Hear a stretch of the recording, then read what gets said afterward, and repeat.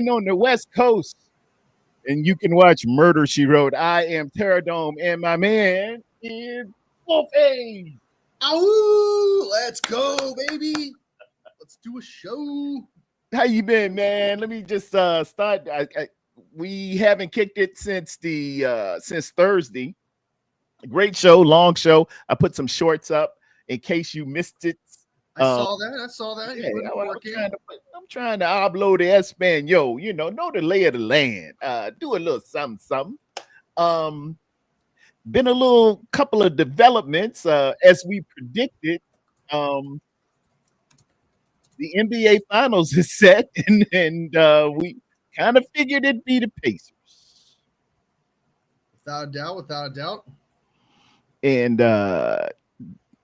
my Carolina Panthers went out, or Carolina Hurricanes went out rather like a whimper. Sometimes you have, you predict these Cat 5 hurricanes, and then when they hit the coast, they're like a Cat 1.2.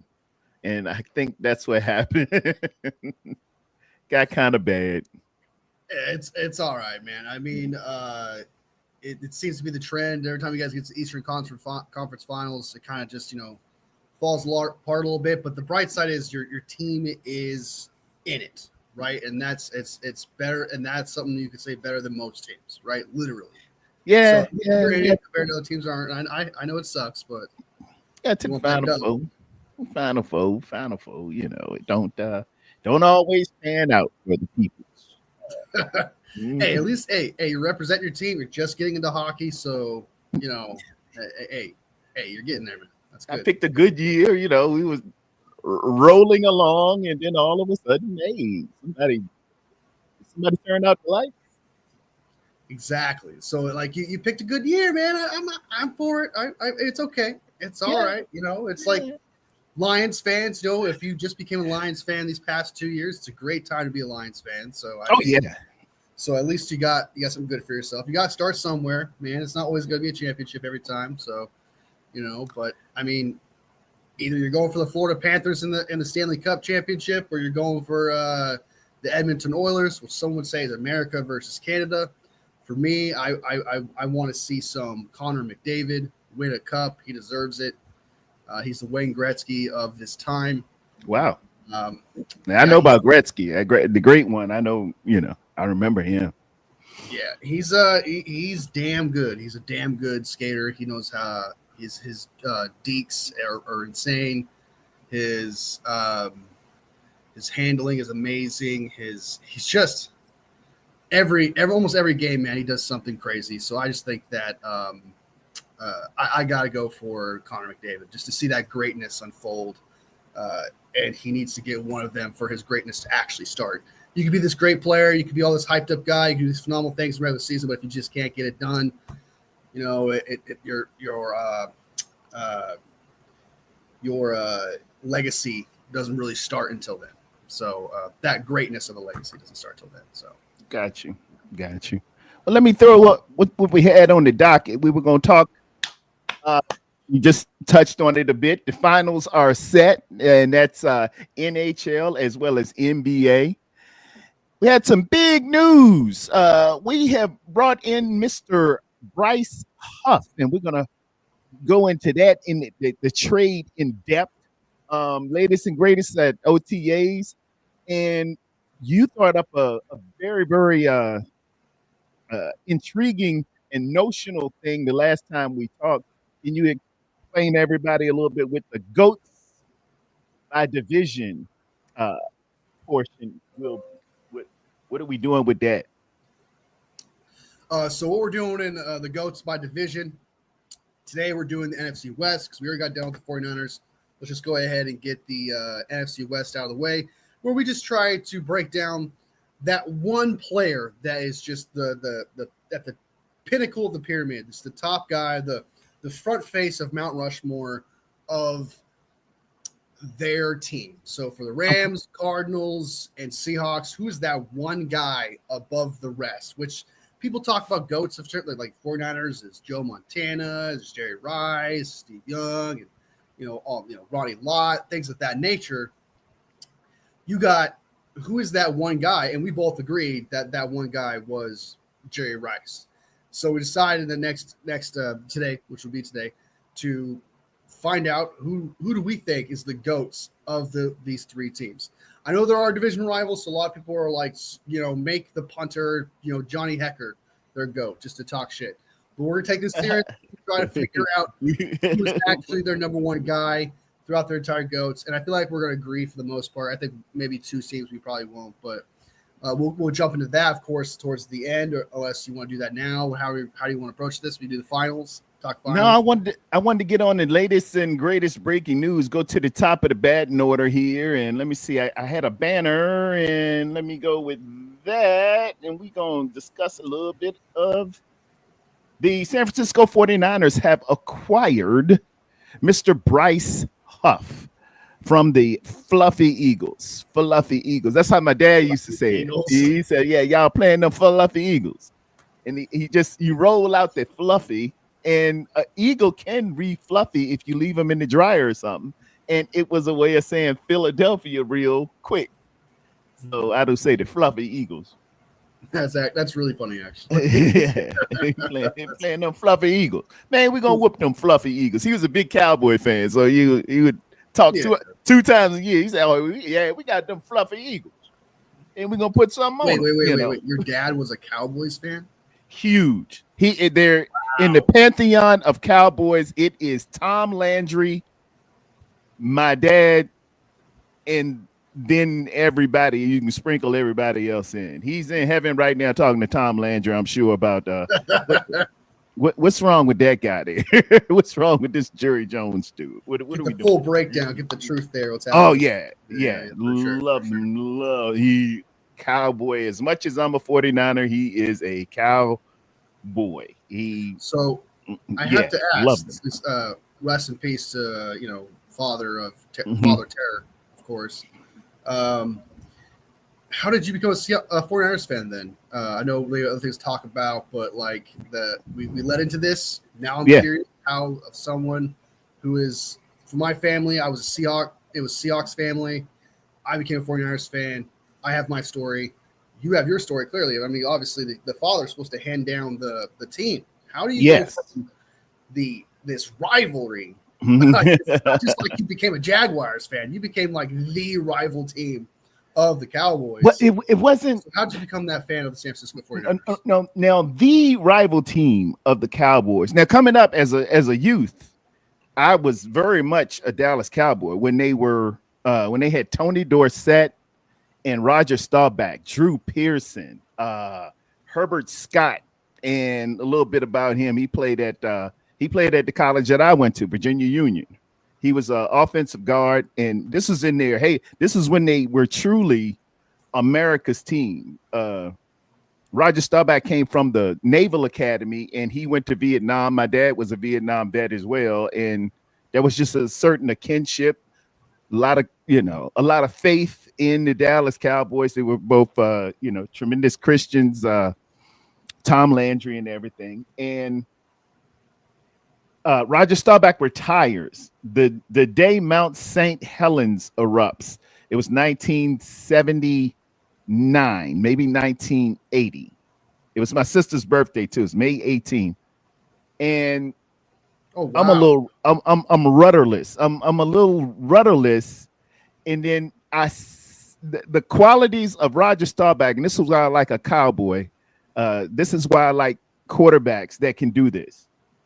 I always felt the Cowboys could win as long as you had Roger Staubach. Fast forward, I started getting those same vibes from a skinny kid out of Notre Dame playing for the San Francisco 49ers. And Roger was gone, so now they had a guy named Danny White who was the punter. He stepped in there, but Joe was out here. No matter what, that little number 16 could make it happen. No other team could make me feel like that. No other. If I'm watching a game, this dude always in it. He always in it. And then the kicker was in 1984 on our way to church, or we were going to church, in 1984. We were big historical black college and university fans. We would go to Virginia Union, Virginia State, Norfolk State, shout them all out. There was a skinny receiver from Mississippi Valley State tearing the world up. And we saw him in an East-West Shrine game against Division I guys. It was Hartley Dykes and Lawyer Tillman and Lewis Oliver and Jerry Rice was killing them. And he was supposed to go to the Cowboys. But draft day comes, the San Francisco 49ers move up to 16, a step in front of the Cowboys, and Jerry Rice comes to the San Francisco 49ers. So it was solidified then, man, because Dallas, we went back and forth in terms of, what y'all might see as the 90s and the beginning of the era of the 49er dynasty. But Dallas's true rival is the Washington Redskins. That's who they absolutely hate. Not the 49ers. A real Dallas Cowboy fan. I feel that tension between Cowboys fans. Cowboys and Redskins. Half my family is Redskins. My other family is Cowboys, and it might as well be Cowboys and Indians. They really don't like it. So it was palatable for me to be a 49er fan, living in my dad's house. I could not be a Redskin. So you became a 49ers fan because of players, because of Joe Montana and Jerry Rice. Oh yeah. So that's interesting because usually it's some other reason, I wanted to be against my father in some way, in a rebellious way. So let's pick a team that he doesn't like or whatever. Something like that usually happens. No. But no, for you were a Cowboys fan, and how old were you when you switched? 10 or no, I'm sorry, 11 in 1981. Yeah, when Roger Staubach retires, that's May 18th, 1980. I'm pretty sure it was 80. Yeah. Joe picks up the mantle, and he's Captain Comeback. He's the guy. He can always put you in position to win. All right. You believed it. So that's fair. I was concerned. I was like, you switched in your teens, and I was like 10 or 11. I guess 10 or 11 is fair. I was like, okay, you're not declaring a Democratic or Republican party or nothing. You're a kid. You're a kid picking your team still. That I can respect that. I respect that. So how did your father take that? You going from Cowboys to 49ers suddenly because of players? He didn't really give me too much crap until it really started getting thick in the 90s. And by that time I'm 20 when we are really going at the Dallas Cowboys in 92. When the 90s kicked in. Yeah. Then we would always put a 12-pack of ginger ales on the line at every championship. 12-pack, put a 12-pack on. 12-pack ginger ale. And I didn't win a couple of years. yeah, a couple of down years, but it's all right. Yeah. You got your back, you got yours. Until Neon Dion came and we moved something finally. But I was losing a lot early. And you really solidify yourself as a fan when the moment you start defending your squad and you start, really putting into heart and passion of being like, this is my team. I'm going to defend them. And, especially against your own family members and being like, you know what, Jerry Rice is going to tear up your team. You're just going to go at him and stuff like that. So it was beautiful, man. It was like being, I think the equivalent of it. We're on sometimes with he might be in the chat, a guy named Spongy. Spongy's about 14 years old now, and Philadelphia is really doing well. And I always kind of he knows about his team. He knows a lot about it. He's on our chats and things of that nature. I see myself a little bit in him as far as acumen, because I was that young, really knowing you couldn't get on the internet. You had to get these magazines, Street and Smith, Sports Illustrated, and you had to watch halftime highlights with a cat named Howard Cosell. That's the only time you could see 49er games when they weren't huge national games. You could only see it on the halftime highlights with Howard Cosell of ABC Sports. And that was a good impression. Anybody, Papa J, know that was a real good Howard Cosell. So you had to read your magazines and stuff to find out the stats, the coaches, in-depth interviews and stuff like that. You really had to grind, and it was like some kids don't know that Google wasn't around forever. Google wasn't around. Some kids don't know that. You couldn't go to the internet. You had to read newspapers and magazines to find out what's going on a lot. So that was my stuff, and I knew it up and down. And then, naturally, being in Richmond, Virginia, everything's Redskins, so you know all about them. Dad loved the Cowboys, and they were America's team, so they are always getting pressed. But the San Francisco 49ers, you had to do some digging, and they had to be good to get on TV to have national exposure, to be on Monday nights and to be the game of the week for it was CBS then that had NFC games. John Madden and John Madden and Pat Summerall. Before John Madden and Pat Summerall, it was a cat named Tom Brookshire, and him and Pat Summerall, man, they used to drink liquor up in there, man. I know they went through a fifth of Jack Daniels every game. You could tell. You could tell. Definitely. But it was some good back in the days. Day, man. Back in the day, they if you get away with it, man, you're gonna do it, right? As long as you do your job, I guess it's really what matters. And they got away with it, man. They were funny. They were good. But they had to break them up. They like, look, y'all just drinking too much liquor together. We're gonna put John Madden with Pat Summerall. Tom, you go over there, y'all. You have bad kids in the classroom, and you have to separate them. Yeah, get together and giggle and sniggle and stuff.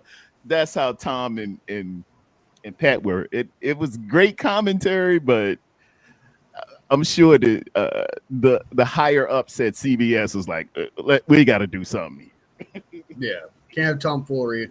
Get it? Yeah, yeah. Y'all just acting up. All right, okay. So that's how you became. So that's how you became a 49ers fan. Diehard 49er fan. Right in the 80s. Right. That's when it was. It felt like we were the only way I can describe it. It felt like being a Patriot in the early 2000s. Mm-hmm. It felt like being a Kansas City Chief now. It just, man, you and I wouldn't always say, felt like it was happening. And I wouldn't say you were a bandwagon either, because you were 10 or 11 years old. So that's fair. You pick your team around that time. You still have to establish yourself. I'd say after you turn 16, I think that's about okay, you solidified your team kind of age. I think, okay, that's your team, kind of you guys stick with that. That's what you got to represent. So I would say you were not a bandwagon. So that's good. That's good to hear. Unless you just started getting into football later on, like I did, or if someone else did, if they just got into football in their 20s, then you got a couple of years to kind of pick your team, So that's good. That's good to hear. I'm glad that it wasn't through animosity or rebellion, or usually, like I said, usually that's really it's pure love. It was a very honest reason, because you like the players. Okay. Love of the game, man. Love of the game. It was so incredible. We got people in the chat, man. Let's holler at the people in the chat. I ain't did my thing in a while, Wolfie. Let's pick up slack, man, real quick. Shout out those that support this channel. Give me some good shout out to the chat music. Here we go.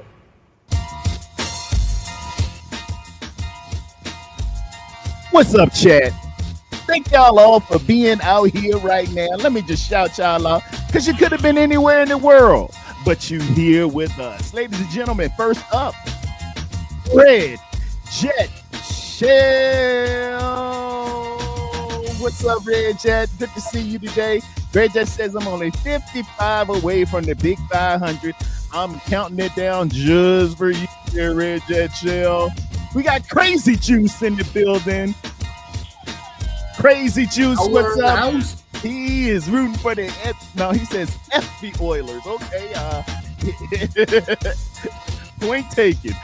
We got Jason Hurley with a whole bunch of math and numbers here. Yo, Tarrerdome Wolfie, I think the deal for Huff is a win-win for both teams. The 49ers get a solid pass rush, while the Eagles get 17.1 million cap relief 2026.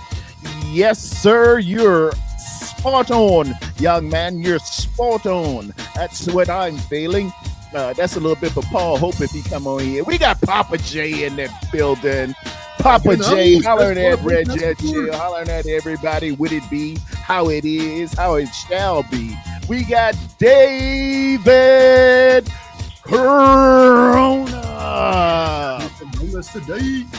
The man so bad he got his own beer, ladies and gentlemen. He got his own beer.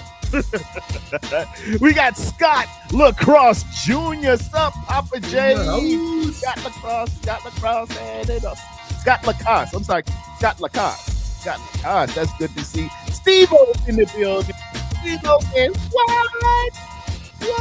What's up, Steve-O? Good to see you this morning. It's also David Corona's wife's birthday today. It is that. Shout out to Mrs. Corona. Happy birthday to you, shorty. It's your birthday.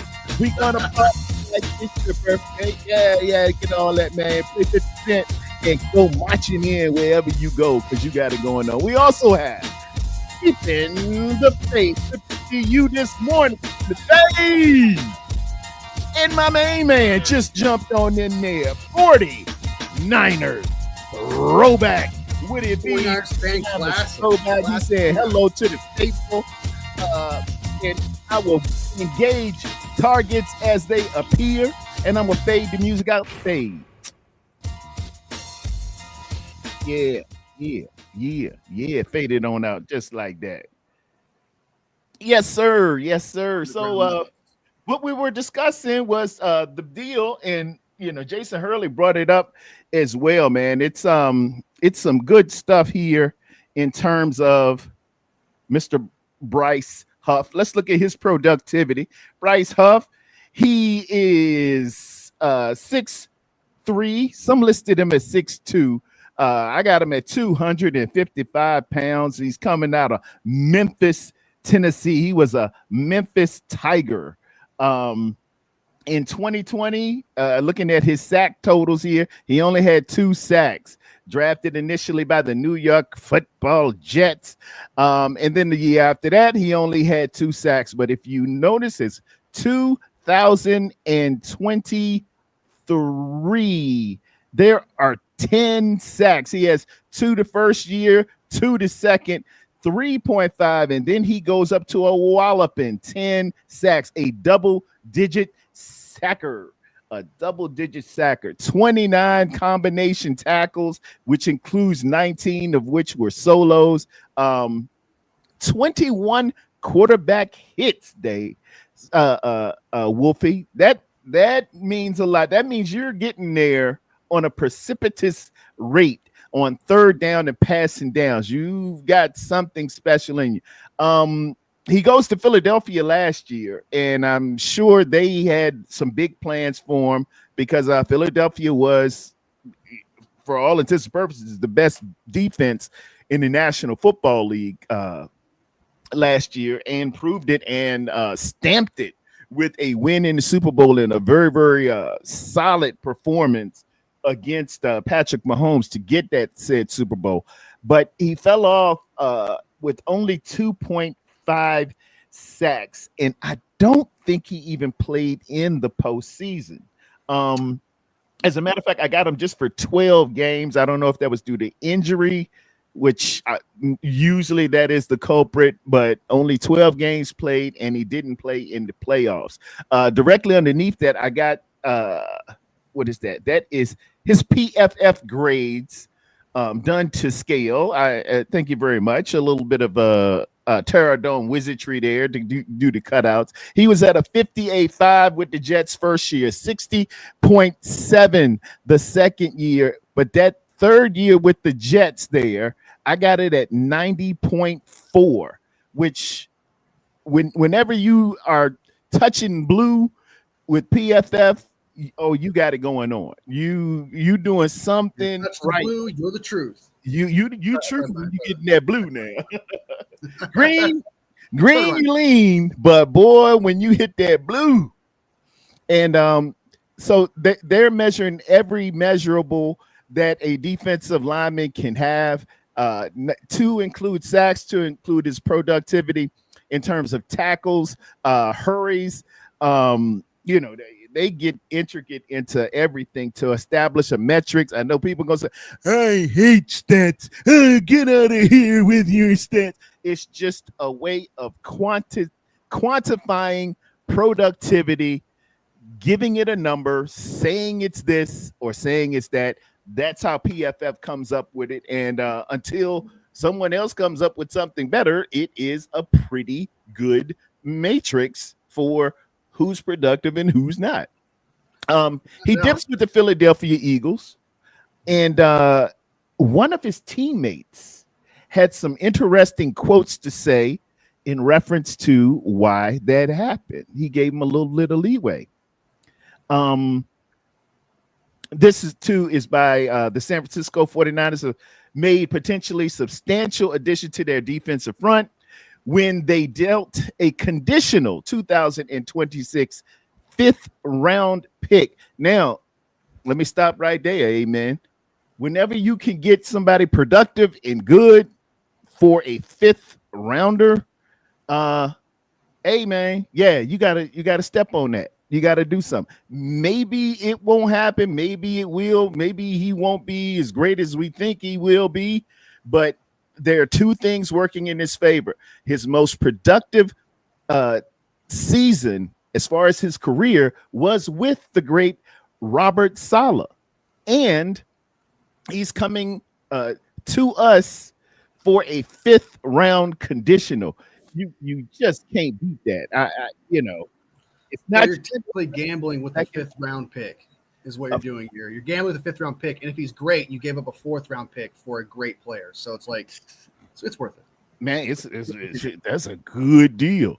Over the cap, his Jason Fitzgerald broke down the financial details of the move in the club. He noted that while Huff has 2 years left on his contract, it's really only a low-cost 1-year commitment for the San Francisco 49ers. The 49ers will be responsible for $7.9 million in his salary for this year, of which I believe 7.7 will count on the cap, and $250,000 will be downward adjustment to the 2026 salary cap.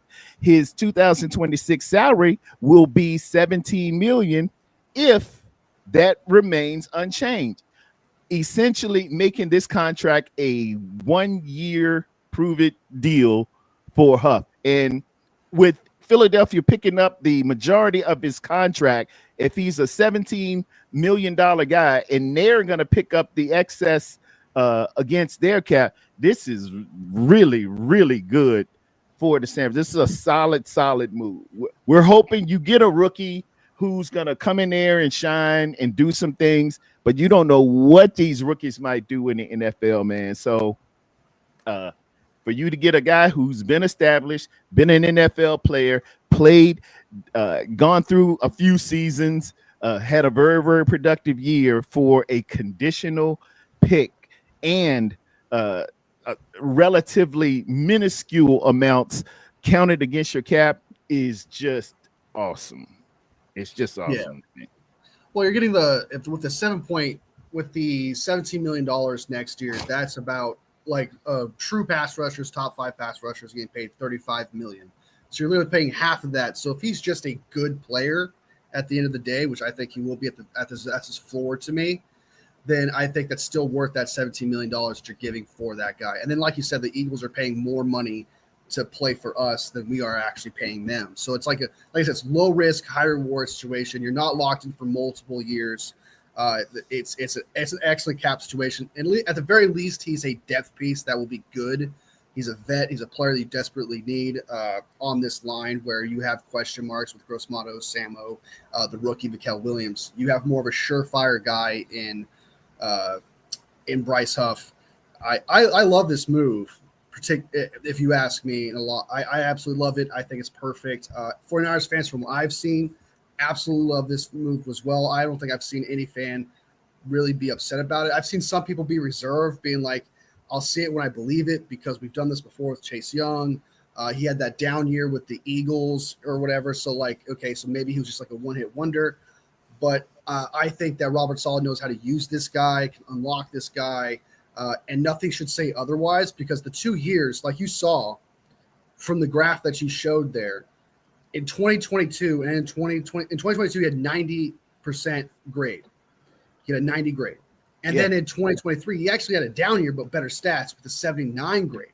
So for 2 years, he was relatively really great for Robert Saleh. So that means Robert Saleh stacked 2 years with this guy where he knows how to use him. And also, if you look at it too, in that 2022 season, he was not a starter for any of those games.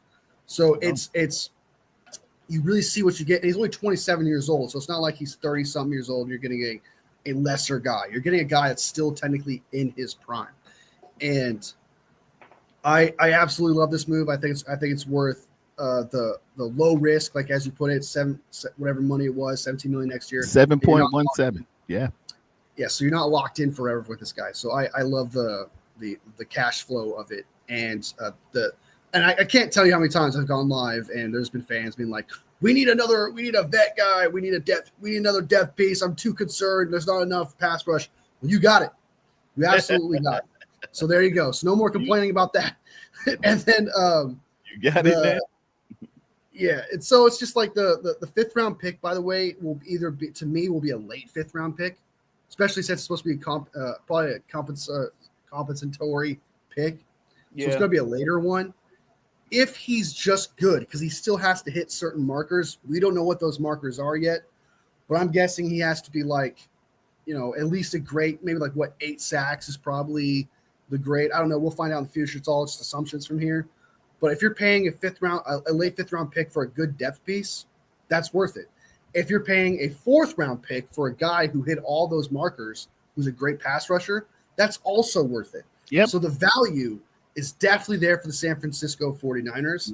And I just want to say one more thing, and I'll let you I think you had another slide, and I'll let you get to that. I didn't want to cut you off there, but I think this is a W for the Eagles as well. I want to give them a shout out too. I don't want to make it look like it was just a win for the San Francisco 49ers. Like 100%, there's nothing down about this trade, I don't think. For the Eagles, they get out from a disgruntled player, a player that was not working with the scheme that he did not fit, and they move cap space around where they get out from under that kind of type of money, and they have no problems. So I just think that they get out from under the contract, which is very hard to do, very rare when you trade a player that you just signed last year. They get out from under that kind of deal. They deal with a disgruntled player that was not happy being there, and you get rid of a player that did not fit your scheme. So you get out from under. Literally, Howie Roseman gets out from under his worst sign that Eagles fans said was his worst signing ever, and the Eagles got out from under that. That's huge for them. So if you're an Eagles fan, I would be ecstatic. If you're a 49ers fan, you'd be ecstatic. This is a rare W for both teams in the NFL, and I just think, and I know I said one more thing, but one more thing. I think it's weird that the Eagles and 49ers did trade. So just to see that color and that color get traded was weird to me. It is as far as trade, but we did have Javon Hargrave come from them. Was it last year or year before? 2023. In the 2023 offseason, we signed Javon Hargrave. But yeah, that was a free agent. He was a free agent at the time, and So we have had some dealings. Normally, it's always the same teams you kind of deal with. Uh, GM's familiar with each other, kind Denver of type of takes thing. our people. We deal with Houston. Commanders. The Commanders will trade and do some things there. But hey, that's a good partner to be trading with. It's the Fluffy Eagles. Just hope they're not sticking you with a What lemon. was that last part? Huh? What you say? What was that last part? You Just hope said sorry. they're not sticking you with a lemon or nothing. but Yeah, you're still but getting they got a guy to play. and they're the class of the league, to tell you the truth, man. In terms of the picks that they picked, the moves that they've made, it very much mirrors what we've done. We wanted a really stout defense. We had the offensive player of the year 2 years removed.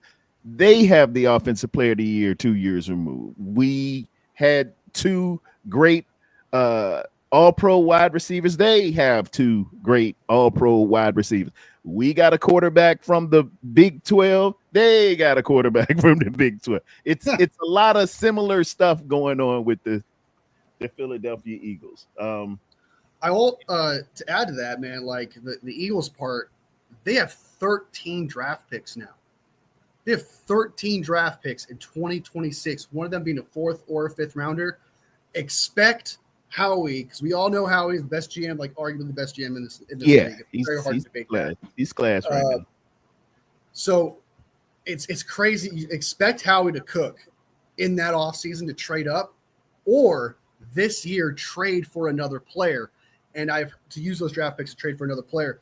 I have heard that the Eagles are potentially going to trade for Kyle Pitts. They are locked. They are rumored to trade for Kyle Pitts. That they're in talks for Kyle Pitts. Woo! So I expect Howie Roseman to cook with those 13 picks because of all the great players you have, you might as it's okay to lose 3 or 4 of those picks to get something else to help your team this year or next year. That would be interesting. That would because I think Pitts, man, coming out, Pitts was thinking, he was going to be at least the third pick overall, and he's got a lot of talent. I saw him in college. He's very, very athletic. He was supposed to be that guy, but it just, for whatever reason, it just didn't come to fruition down in Atlanta. And it's not saying it won't, but you can see he probably needs at least a change of scenery. And what better place to change scenery than the Super Bowl champion? Yeah. It'd be welcome if I were him. It would be very much welcome. But that would be a shrewd move. That'd be a shrewd move to bring Pitts there. That'd be real good. That'd be I think that'd be a great place for him because Atlanta just. I mean, I'm not trying to diss Atlanta here, but like, it's just like there's just certain teams where if they go there, you could be like, okay, well that guy's career is going to die, or they're not going to know how to use him, or they have a history of not being able to know how to use someone. Yeah, but Atlanta Falcons are one of those type of teams. They figured out Cordell Patterson, give him a shot for that. Give him a shot for that. But for the most part, man, like Bijan Robinson, they're not using right. They're not using Kyle Pitts correctly. So I do think that sometimes a player just needs a fresh start to reignite their love for the game, to reignite their hope, because hope is a good drive. And I think that him going to the Eagles could really set him off. And that would be absolutely scary to see him go to the Eagles. I think he would definitely pop, especially considering that they've been wanting to kind of – I've heard some rumors where they kind of want to trade Dallas Goedert a little bit. So I could totally see them getting him and then moving off Dallas Goedert next year. But that two tight end tandem would be crazy. Oh man, and they love running the ball. You got the offensive player of the year, the reigning offensive player of the year behind them. They would go with a 2 tight end set, and they might push the whole. The play action would be nuts. Their play action would be crazy at that point. Yeah. Like, their read option would be nuts. Like if you got that. I think Kyle Pitts going to the Eagles would be a game changer. And some people don't believe in Kyle Pitts. They think he's washed and done. But I've always wanted to trade for Kyle Pitts for the 49ers. Yeah. Because I think he just needs to go to the right place. and I think he would be a great place for San Francisco 49ers. And so I would be like, all right, 49ers, time for you to cook. Go get Kyle Pitts now too. Okay, go. We have 10 picks next year because we just lost one. Let's go ahead and just trade another one to go get Kyle Pitts. I'm all for it, dude. I'm all for getting that player, but I don't see that happening. So. And speaking of which, just a change of scenery. That's what the slide I was gonna bring up. It's on Niners Wire. They did an interview with Brandon Lloyd, or they have a statement from it. Eagles defensive lineman Brandon Graham. I'm sorry, Brandon Graham. I got Lloyd on my brain. A 15-year-old vet who played with Huff last season provided some optimism on that front in an appearance on the Ross Tucker podcast. I just think with Jets, it was a defense. It was just that defense, man. Graham said, I know that what it's like playing in a 4-3 wide 9, go get it every play. It's always stop the run on the way to the quarterback. That's the slogan that type of defense is. So I feel like it's all scheme. I've seen different guys flourish in different systems. Then you see them get in another system. It's different. And what they ask of him this year, it wasn't a great marriage, I would say, because I know Huff can rush. That's the big statement I'm taking away. I know Huff can rush. I see him doing all that, but sometimes it's just a different type of scheme, what people ask of you and what they want you to be able to do. I've seen that happen, man. There was a cat, Namdi Asamoah. Namdi Asamoah played for the Oakland Raiders. He was drafted by the Oakland Raiders. He had a really, really strong season. He had a couple of strong seasons. I think he led the NFL in interceptions. He gets not traded, but as a free agent, I think he goes out there and signs with the Washington Commanders, or it might have been Philly. No, it's Philly. It was Philly. But they were asking of him to do something different. They wanted a press man guy. And Namdi's like, my success came from, being on one side of the field, playing off coverage, reading the quarterback. I always get on the right side. But when now they give you that money, they're expecting you to do this, that, and a third, and it might not be that that's your forte. But just because you had a lot of success somewhere else, you can't just stick a guy in the system and say, well, you were good over there. We want you to be this over here. It quite set up. And I think this is what Brandon Graham was alluding to, that he had all the success, speaking in terms of Bryce Love, here with the Jets in this system. But then Philly brings him down and says, well, we need you to be it's Vic Fangio's system. So it's now a 3-4, and it just didn't quite fit his eye, or whatever, what have you. But here, with where you had that success, it says a lot if Robert Saleh will utilize him to the nth degree, as he has shown his historically he has done before. Yeah, he fits the scheme. That's what it's all about, right? Like, his scheme, it really kind of sets you up for success based on where you go. Some players have it all and can go anywhere and they can perform like that. But when you're a D end and they ask you to be in a 3-4, where they ask you kind of like step back a little bit and do some short route coverages, stuff like that, in zone and things of that nature in a 3-4, Bryce Huff just can't do those things. And when you're asking Bryce Huff, just like what Brandon Graham had to say there, backing it up, that he's a pass rusher. He's a guy that goes – I've seen that. He could do those things. And that's what Robert Saleh's defense is all about, is pin your ears back, as you've heard 1,000 times, I'm sure, that it's pin your ears back, go get the quarterback, go get the guy behind the line, whoever it is, and you get that guy. And that's what Bryce Huff can do. That is his forte. That's what he's really great at. And so if that fits his scheme, that fits his talents. It's just go get that guy. And so that's why it's a perfect fit for Robert Saleh and what he can use him for, because he knows how to use him and he fits the scheme. He knows what he's great at and what he's not good at. So he's not going to ask Bryce Huff to drop back into coverage or anything like that, or play spy on the edge there a little bit. Like he's going to just be like, I want you to go get the guy. The linebackers are going to take care of it. Slot guy is going to take care of it. You just go and you take care of the running back and quarterback. That is your job. And with Vic Fangio, they asked their linebackers, offensive linebackers, to rush the passer and do some of those other stunts. So I totally agree with Brandon Graham, and it kind of shows also in the stats that you showed earlier, where in 2022 and in 2023 he was successful. He didn't start in 2022, but he had a 90 grade, and in 2023 where he started, he had a 79 grade with 10 sacks and great stats, things to support himself. So he proved that he can do those things consistently year in, year out if he's pinned his ears back in Robert Saleh's scheme and just got the quarterback. While with Vic Fangio, he can't do those things that you're expecting him to do. Yeah. I seen that happen too with well, I shouldn't bring him up because he played for us too. Josh Gordon. Remember Josh Gordon? Josh Gordon? Is it Josh Gordon? No. What's his name? Josh Norman. Josh Norman of the corner? Yeah. He had some success down here in Carolina. They bring him up to Washington to do, be a shutdown corner, and that ain't what Josh Norman do. He's a zone corner. Yeah.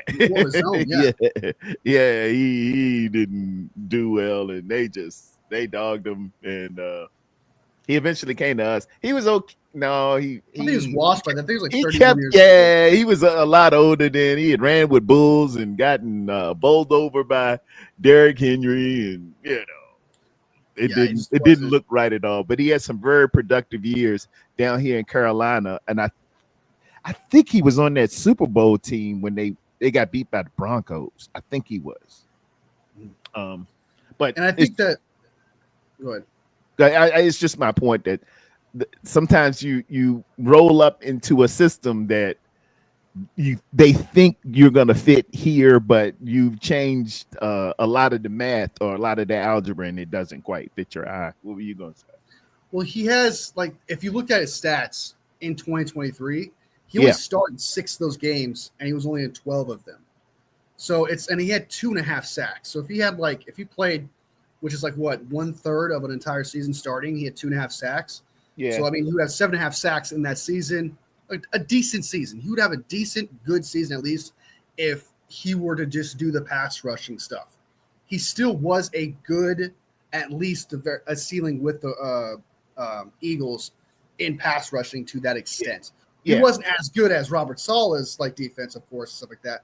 But that's what happens when your reps aren't just rushing the passer. When your reps aren't just pin your ears back and go get the running back or quarterback. You're going to have less sacks. You're going to have less opportunities to get those players because Huff is pulling back with less snaps at rushing the passer. So there's still evidence that there is a good pass rusher there. It's just that he had less snaps to prove it, less snaps to do what he's actually great at. And that's why his stuff dipped. And a lot of people were like, well, why don't they just have him just go rush the passer and stuff like that? Well, because if he just did that, that means Vic Fangio would have to change his scheme up for him. And it would if Huff wasn't good at those other stunts they asked him to do, it would leave holes in that defense that other teams could take advantage of because he's not good at that. Yeah. So Vic Fangio was like, well, I got to take him out because he can't do these things that help the rest of the players succeed. Exactly. So it's just even if he's good at one thing, you can't force the issue with him just because it screws the rest of the squad over, the rest of the D-line over, because now they have to adjust for his lack of ability to do the things that Vic Fangio wants him to do. So but what I'm trying to say is that the minimal reps that you see with Bryce Huff, you can find film right now when he's just rushing the passer as the Eagles. There's great reps you can look at right now that shows you that he's a good pass rusher. He's a good. I really don't know about him as a run stopper, but I know he can really get around and beat a tackle. I have seen that. So I do think that he could do those things still, and he showed those things with the Eagles, but the Eagles would ask him to do a lot more than just do that, and he can't do that. Yeah, it happens. But I hated seeing. hopefully it work. It's gonna work out. Yeah, I think that because that's all Robert Sala does with the D lineman is just go like the linebackers, slot corners, take care of the out like those kind of weird stunts, shorts and stuff like that. And the linebackers are going to take care of those gaps and stuff, those natures. So they're not going to ask Huff to do like crazy stunts like that. They're just going to ask him to just rush the passer, pin his ears back. So that's what he's great at. And I'm glad that's what they're doing. The one thing I got tired of seeing that frustrated with Nick Sorensen was watching Leonard. I know Leonard Floyd's good at it. Like that's one of his benefits. And I see Nick Bosa do it, which is not his thing either. Is when I see them drop back into coverage. That drove me nuts. When I saw Nick Bosa drop back like 3 steps, 4 steps, and just like play coverage, I'm like, what is happening? Is this a 3-4 defense right now? And then I see Leonard Floyd back up, and I'm like, okay. It's like drag racing a bulldozer. Why are we out here? What are y'all doing? I'm like, he's supposed to be. His thing is rushing the passer. Why are you turning Nick Bosa into a coverage guy, dude? This is stupid. So I would get so. I saw a D tackle do that once with Nick Sorensen's defense. I saw a D tackle drop back, and I was like, "What is happening right now?" It's cool every now and again, but hey, man, yeah, let's not take this music out a little bit and just give you an eye on what he's possibly capable of. Good inside move, upfield, uses his hands pretty good. Rounds the corner. It's a super stellar. That's 1-2. Had beat 2 on that one. And that doesn't count as a sack. I think it's just a breakup or a hurry. And it's just showing he bounces off the tackle really well. Like doesn't get locked up, it doesn't seem. He uses those hands, man. He uses those hands. You see good extension. You see him low, good bull rush, washing them off and going to make a play, man. Going to make a play. He gets off relatively quick. Look at that. Yeah, he pops like right when he's about to hit. He's really good. It seems from what I've seen right here, is that right when he's about to make contact with the tackle, he has that pop where it's like he makes that move, and it just like he just there's like a flow to it where he pops off the tackle. Yeah, man. I like seeing that. He's got some hezzy with him. Looks like he likes the bull rush. That looks like his favorite thing there. He's trying to get you on your heels and just get into you. One hand longer than 2. Memphis.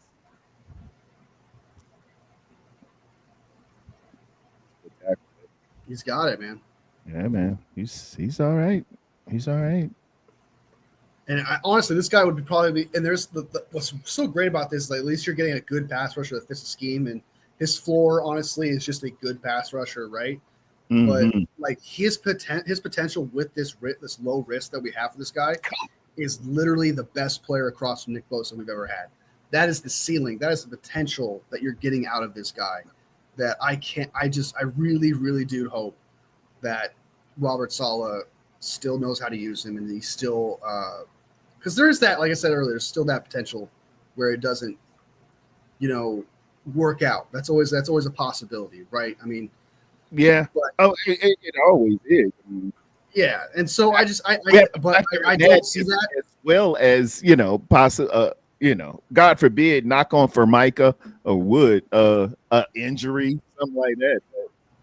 That changes everything. I'm a glass half full guy. I simply am. I don't put water in the cup. That's what I like about you, man. Yeah, put some water in the cup. Yeah. I do not look at what is not there. You can fill a stadium for what's not there, or you can always short the stock. They call them speculators on Wall Street. They're these guys that just no matter what, it's not going to work. The stock's going to fall, and you can do that, but why? That's not. And 50%, 60%, whatever the case, a lot of stocks fall. They do. And the speculators will always call it, I told you it was going to fall. We're all going to die. Well, yeah, I mean, anybody can do that. It's not a big deal, man. The one you need as a speculator, as a stockbroker, is the one that can see the potential in a stock given its given its, its factors, given its oscillators and indicators, given, what you deem historically as some traits, that this stock is going to go up and come along and ride for the journey. Because when you go to a financial advisor, you don't want him to just tell you, oh, it's doom and gloom out there, you're gonna lose money. No, man, I need you to help me solidify and secure my future. What should I put my money into that you feel is going to go up? But we got a lot of pessimistic uh prognosticators. That's a 50-cent word. Go ahead and throw that in there, Red Jet Shell. I think that happens with every. They just short the stock, and it that potential happens with every single signing that goes to a different team anyway. Where like that you could be cynical, you could be down about it, and be like, oh well, he's probably not going to work out. That happens with every player. Some player does terrible, like Zach Bond, for example. He wasn't that great for the Saints. Yeah. Moves to the Eagles. Now he's an all-pro linebacker. A different scenario changes the game, changes the paradigm, but there's also potential. No matter who you sign, there's always that potential. He's not going to work out. Always. He's not always. Yeah. Be cynical. You can end up being right every now and again. That does happen. But if you look at the potential and what he was good at and stuff like that, that's where you make your judgments. And he was good with Robert Saleh. Robert Saleh knew how to use him. And I will say this, and I said it before earlier, but I'll say it again. This trade, I haven't seen the bare minimum of cynicism that I've seen from people is I'll wait and see. None of it has been like, this is a trash trade. This is stupid. I haven't seen that. And you know what? That never happens. That's good. That's good. That's good. Exactly. So it's like, okay, at least the glass half full here is at least the fan base isn't like shitting their pants because it's like they traded for a trash pass rusher. Everyone's like celebrating it to an extent. I like this has the potential of being something good, and that's what I'd like to see. Now, if you get out there and crap the bed like Brindle, say, hey, y'all was right.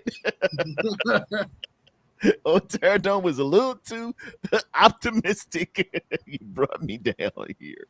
So, like, I told you my expectations for the player, like from floor to ceiling. I told you my ceiling is the best player across Nick Bosa, a double-digit sack guy potentially. My floor is a good pass rusher, just good. Like, I'm not saying like 10 sacks, but maybe like what 7 sacks, 12, maybe that's 13 tackles for a loss. Solid pass rusher. What is your floor? My floor is a solid pass rusher. Give me between 6 and 11 sacks. Between 6 and 11. That you're earning your money. Given the fact that you're going to be a specialist, you're going to come in on third down. We've got first and second with Michael. And they kick Mikel inside on third down. I am not bringing you here to stop the run. We got a guy for that. I'm bringing you here as a pass rush specialist, putting him in situations where we have earned the right to get after the passer. You're going to see him heavy on 3rd and 4 and more. 3rd and 4 and more is when you want those pass rushers in there. You want the package in there. So he's not going to be a every down guy. He ain't supposed to be. I wouldn't use him in that capacity. We got guys like Collins, who's supposed to be there as a tackle. We got Michael, who's supposed to be there. We got Evan Anderson, who's supposed to be, and of course Nick Bosa is an every down guy with emphasis on rushing the passer. When we put you in, let's get it done. He's going to be. We're looking for the anti-D Ford, who was always non-existent, but just was supposed to come in there and be that dude on 3rd down and 4 or more. That's what you're looking for. I think that it just to play into what you're saying here is like, he's supposed to be just the 3rd down guy. Because I can't tell you how many times last year where we have like 3rd and long, and you're like, they're going to convert.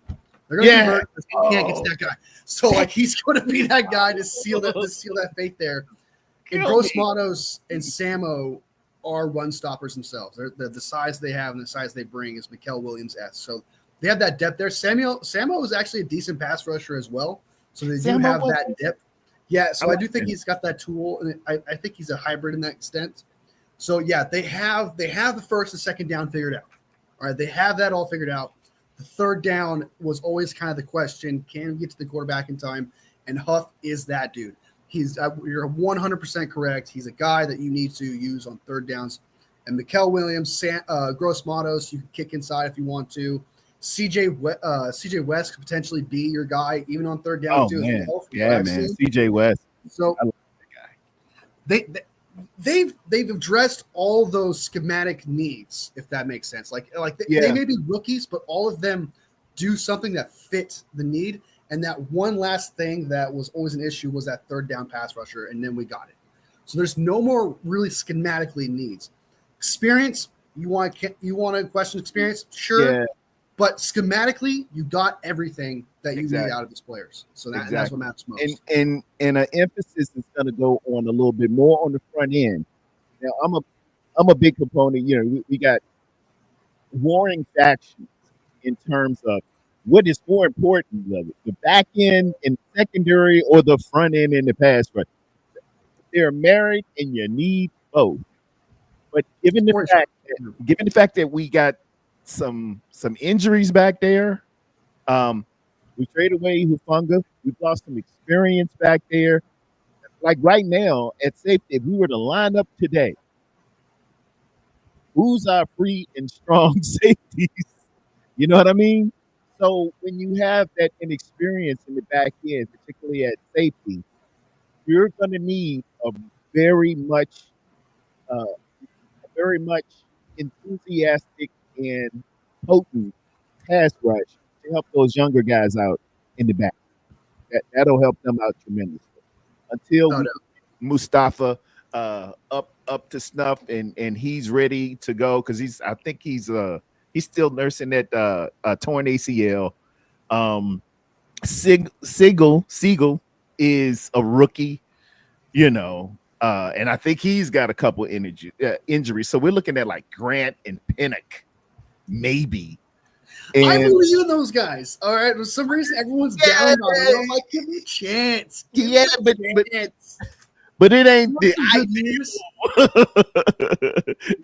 it ain't, you know, that ain't Ed Reed and Troy Polamalu. Yeah, there's question marks. I'm not gonna lie, there's question marks. But I'm putting water in the cup. I think they have some good in them. Yeah, I think Tommy said Tarrerdome was once a rookie. Everybody was, man. I was a greenhorn. Yes, sir. He was a greenhorn. To address Choa, man. Choa, I know, man. I didn't want to use Josh Norman as an example. I know it's going to bring back memories, but it was just in terms of he was trash, the change of scenery. That's all I was saying. Because I was down here in Carolina. I saw he had some very productive years down here in Carolina. And then he got the bag going up there to Washington, and they were asking of him more so than, you know, he had in his capacity. They needed, you know, 50 shots, and you got a 20-round magazine. You ain't gonna do that. That ain't the type of guy he was. And liking it to Bryce Huff here. I think the Eagles were thinking, you know, just off his productivity in New York, all we got to do is just bring him here and we can fit him into a Vic Fangio spot. And he can, you know, he's a good player. He's a good player. He's going to be good. Not necessarily. It's got to be the right scheme for you. Gammon Brown in the building, ladies and gentlemen. Gammon Brown, 49ers win the trade if Huff has impactful rushes and agrees to restructure the final 2 years of his contract to reflect his non-starter status. Yeah. Well, that's the thing. He did restructure his deal with the Eagles so that he could be traded, and that's suitable for the 49ers. So they technically did do that. Yeah. But I don't want him to really, if he's great, he's fantastic. They're going to extend the guy. They're going to give him a contract or potentially just let him play that one last year and move off from him, which they can do next year. But I just think that I think that personally, if they were restructure this deal, it would come with a contract extension. That was what would happen. Yeah. But like, if not, have him play on his last year of $17 million, and then have him test free agency if they can't afford a guy because he was so good for us. But it's just that I don't think you need to restructure the deal. I think this deal's already restructured. I think it's good as is, and if he's great for us and he plays out of his market for that, we can't pay him because that is potential. That is a possibility where we're not going to be able to afford him. We move on from him, then that is something that you're going to have to deal with and just be like, okay, move on from him. So there's a cap. There's a point where you cannot just be, all right, let's go ahead and just extend him. There's a point. If he's just good for us, then I would say, yeah, extend the guy. Like if he's just good for us, because then he'll be affordable. $17 million. He'll probably be like, okay, I want another $17 million next year. Then I'll be all for it. But if he balls out, has an excellent year, has 15 sacks or whatever, he's gonna want a fat contract, and then we're not gonna be able to. You gotta look at the man. He get 15 sacks is daggone good. He's gone. He's staying. And that's how I've come up with my own scale of position on what a guy's worth and his value, giving your productivity, giving your production. This is how I look at it. I look at I ain't gonna get into it too much. Let me just give you the nuts and the soup and nuts of it. Pause. A pass rusher should be able to see he is worth $1 million a sack. If we paid him an hourly wage or a weekly wage, you're worth $1 million a sack. A linebacker is worth $1 million for every 10 tackles he makes. Every 10, he's worth that. Now, if you look at his production at the end of the year, and your linebacker ain't got but 80 tackles, but he ain't making but $8 million a year, you're all right. You got good value. Listen, that rate has gone up because, what was it? I think pass rushers right now making $35-40 million right now, and they're not crossing that line. And you're getting hosed. You're getting hosed. If you making $22 million a year, you better have me 22 sacks. Really? So you're expecting? So that's how it is. All right. So I have to disagree with that a little bit. A sack for every million. Sack and then other ones as well, because then you're asking Bryce Huff to be a 17 sack guy because he's paying $17 million. So you're saying he should be asking 17 sacks? You got to get 17 sacks. If you're not getting 17 sacks, you ain't worth $17 million. All right, I think sacks are important, but I don't think they're that bad because you gotta get tackles for a loss are important. Tackles are important. I don't know about that. A pass rush specialist now with every down guy, you can include that too. You can give if you want to, you can throw in $5 million for a tackle for loss. How many ever tackles for loss? You can throw that. You can throw in every 10 tackles like you did with the linebackers as well. Like a Nick Bosa, what's he worth? $1 million a sack, $5 million per tackle for loss, and $1 million for every 10 tackles or something like that. You can quantitatively do it. A receiver, you know what a receiver's worth? $1 million for every 100 yards and $250,000 for every touchdown. That's what he's doing. Dude, the rate's gone up, brother. If he's getting more than that, then everyone's getting. Well, okay, I'm not trying to disagree with you here, but that means everyone's getting overpaid, man. That means everybody's getting overpaid because no one's matching that. Because you're asking Bryce Huff to make 17 sacks. He's not getting 17 sacks. And what you could, I have to adjust for inflation on it, and I see what you're saying. This is what you do: look at the best receiver in the most productive season in a year. Divide that up on what he did and the money that he makes, and that is what he should be making. That's what a quarterback should be making. So for quarterbacks, it was $1 million for every touchdown minus the interceptions. If you threw 41 touchdowns and had 10 interceptions, you were supposed to be at 31 million. But this was 5-6 years ago. So what I'll do is make it 1.7 million per touchdown minus the interception. That's where you should be. You see what I'm saying? So 2 million. Essentially, like 2 million. I have to look at the best quarterback and the best stats and adjust it to his numbers. And that's how you know the value you're getting with a quarterback. For me, it's for me personally, it's where do you rank with the rest of the league?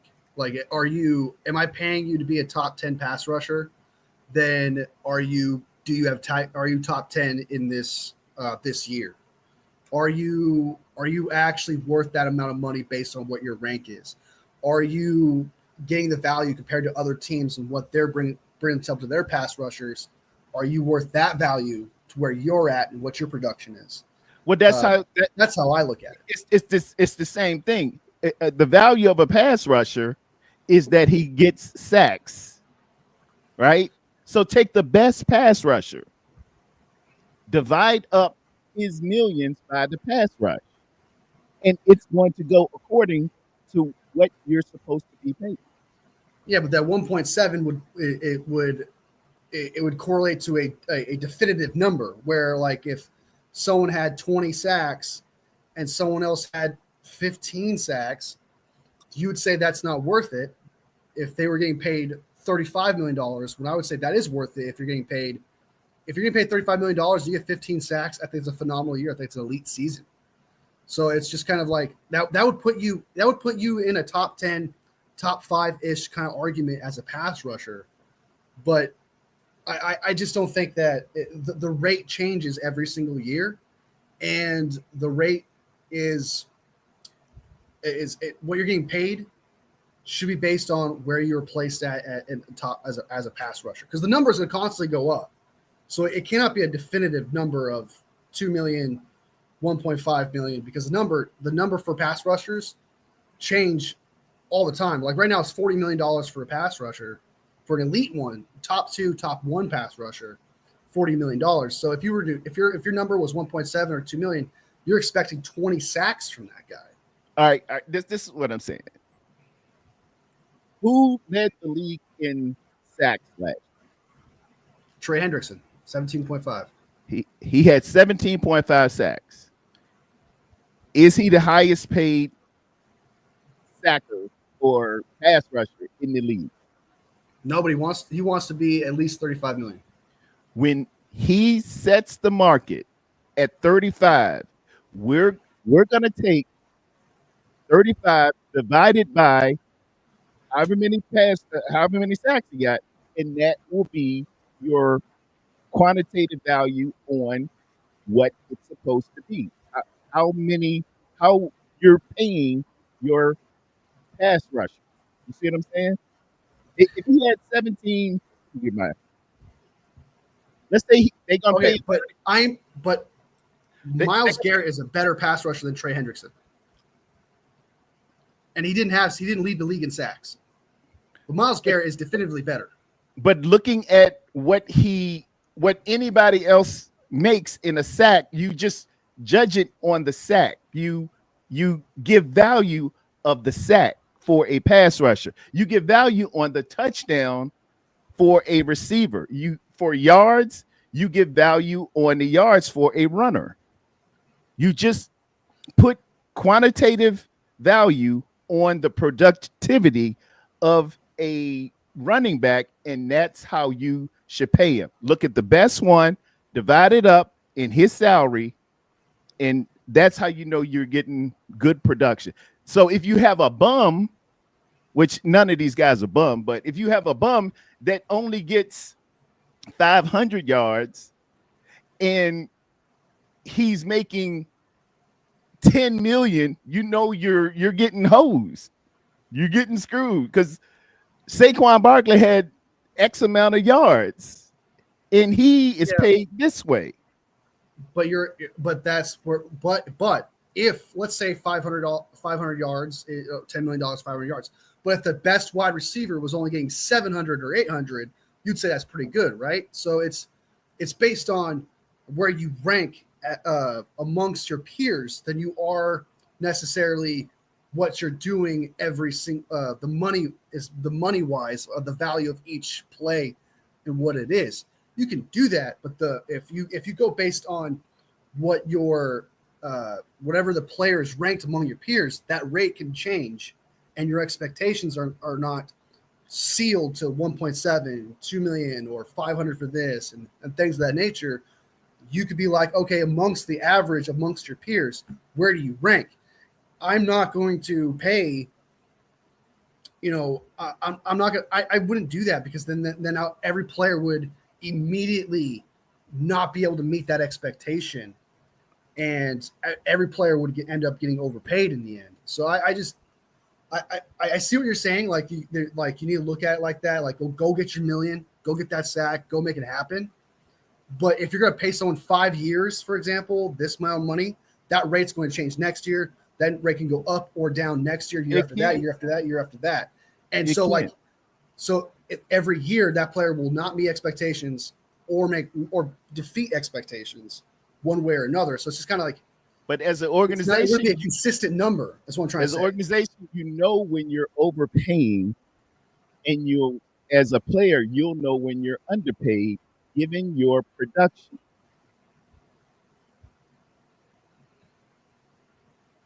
It's just, how are they going to rank pass rushers? But production is based on where do you rank amongst your peers? Yeah, you're saying rank. How are they going to rank a pass rusher? Who's the best pass rushers? Myles Garrett. How many sacks did he have? I believe 15 or 14. All right. If he's the best pass rusher at 15 million, divide up whatever his salary is in quantitative value of each sack. And this is how you know when you have when you're paying somebody, if you're paying them too much or not enough, given the best of the best. You can make, if it's Myles Garrett that you want to make, but that number can change the next year. But for this year, Wolfie, for this year, you don't sign players to 1 deal. You sign players to 5 year deals. Okay. No. Let's move on because he ain't getting it. He ain't getting it. If you paid Jerry Rice $1 million per touchdown in 1987,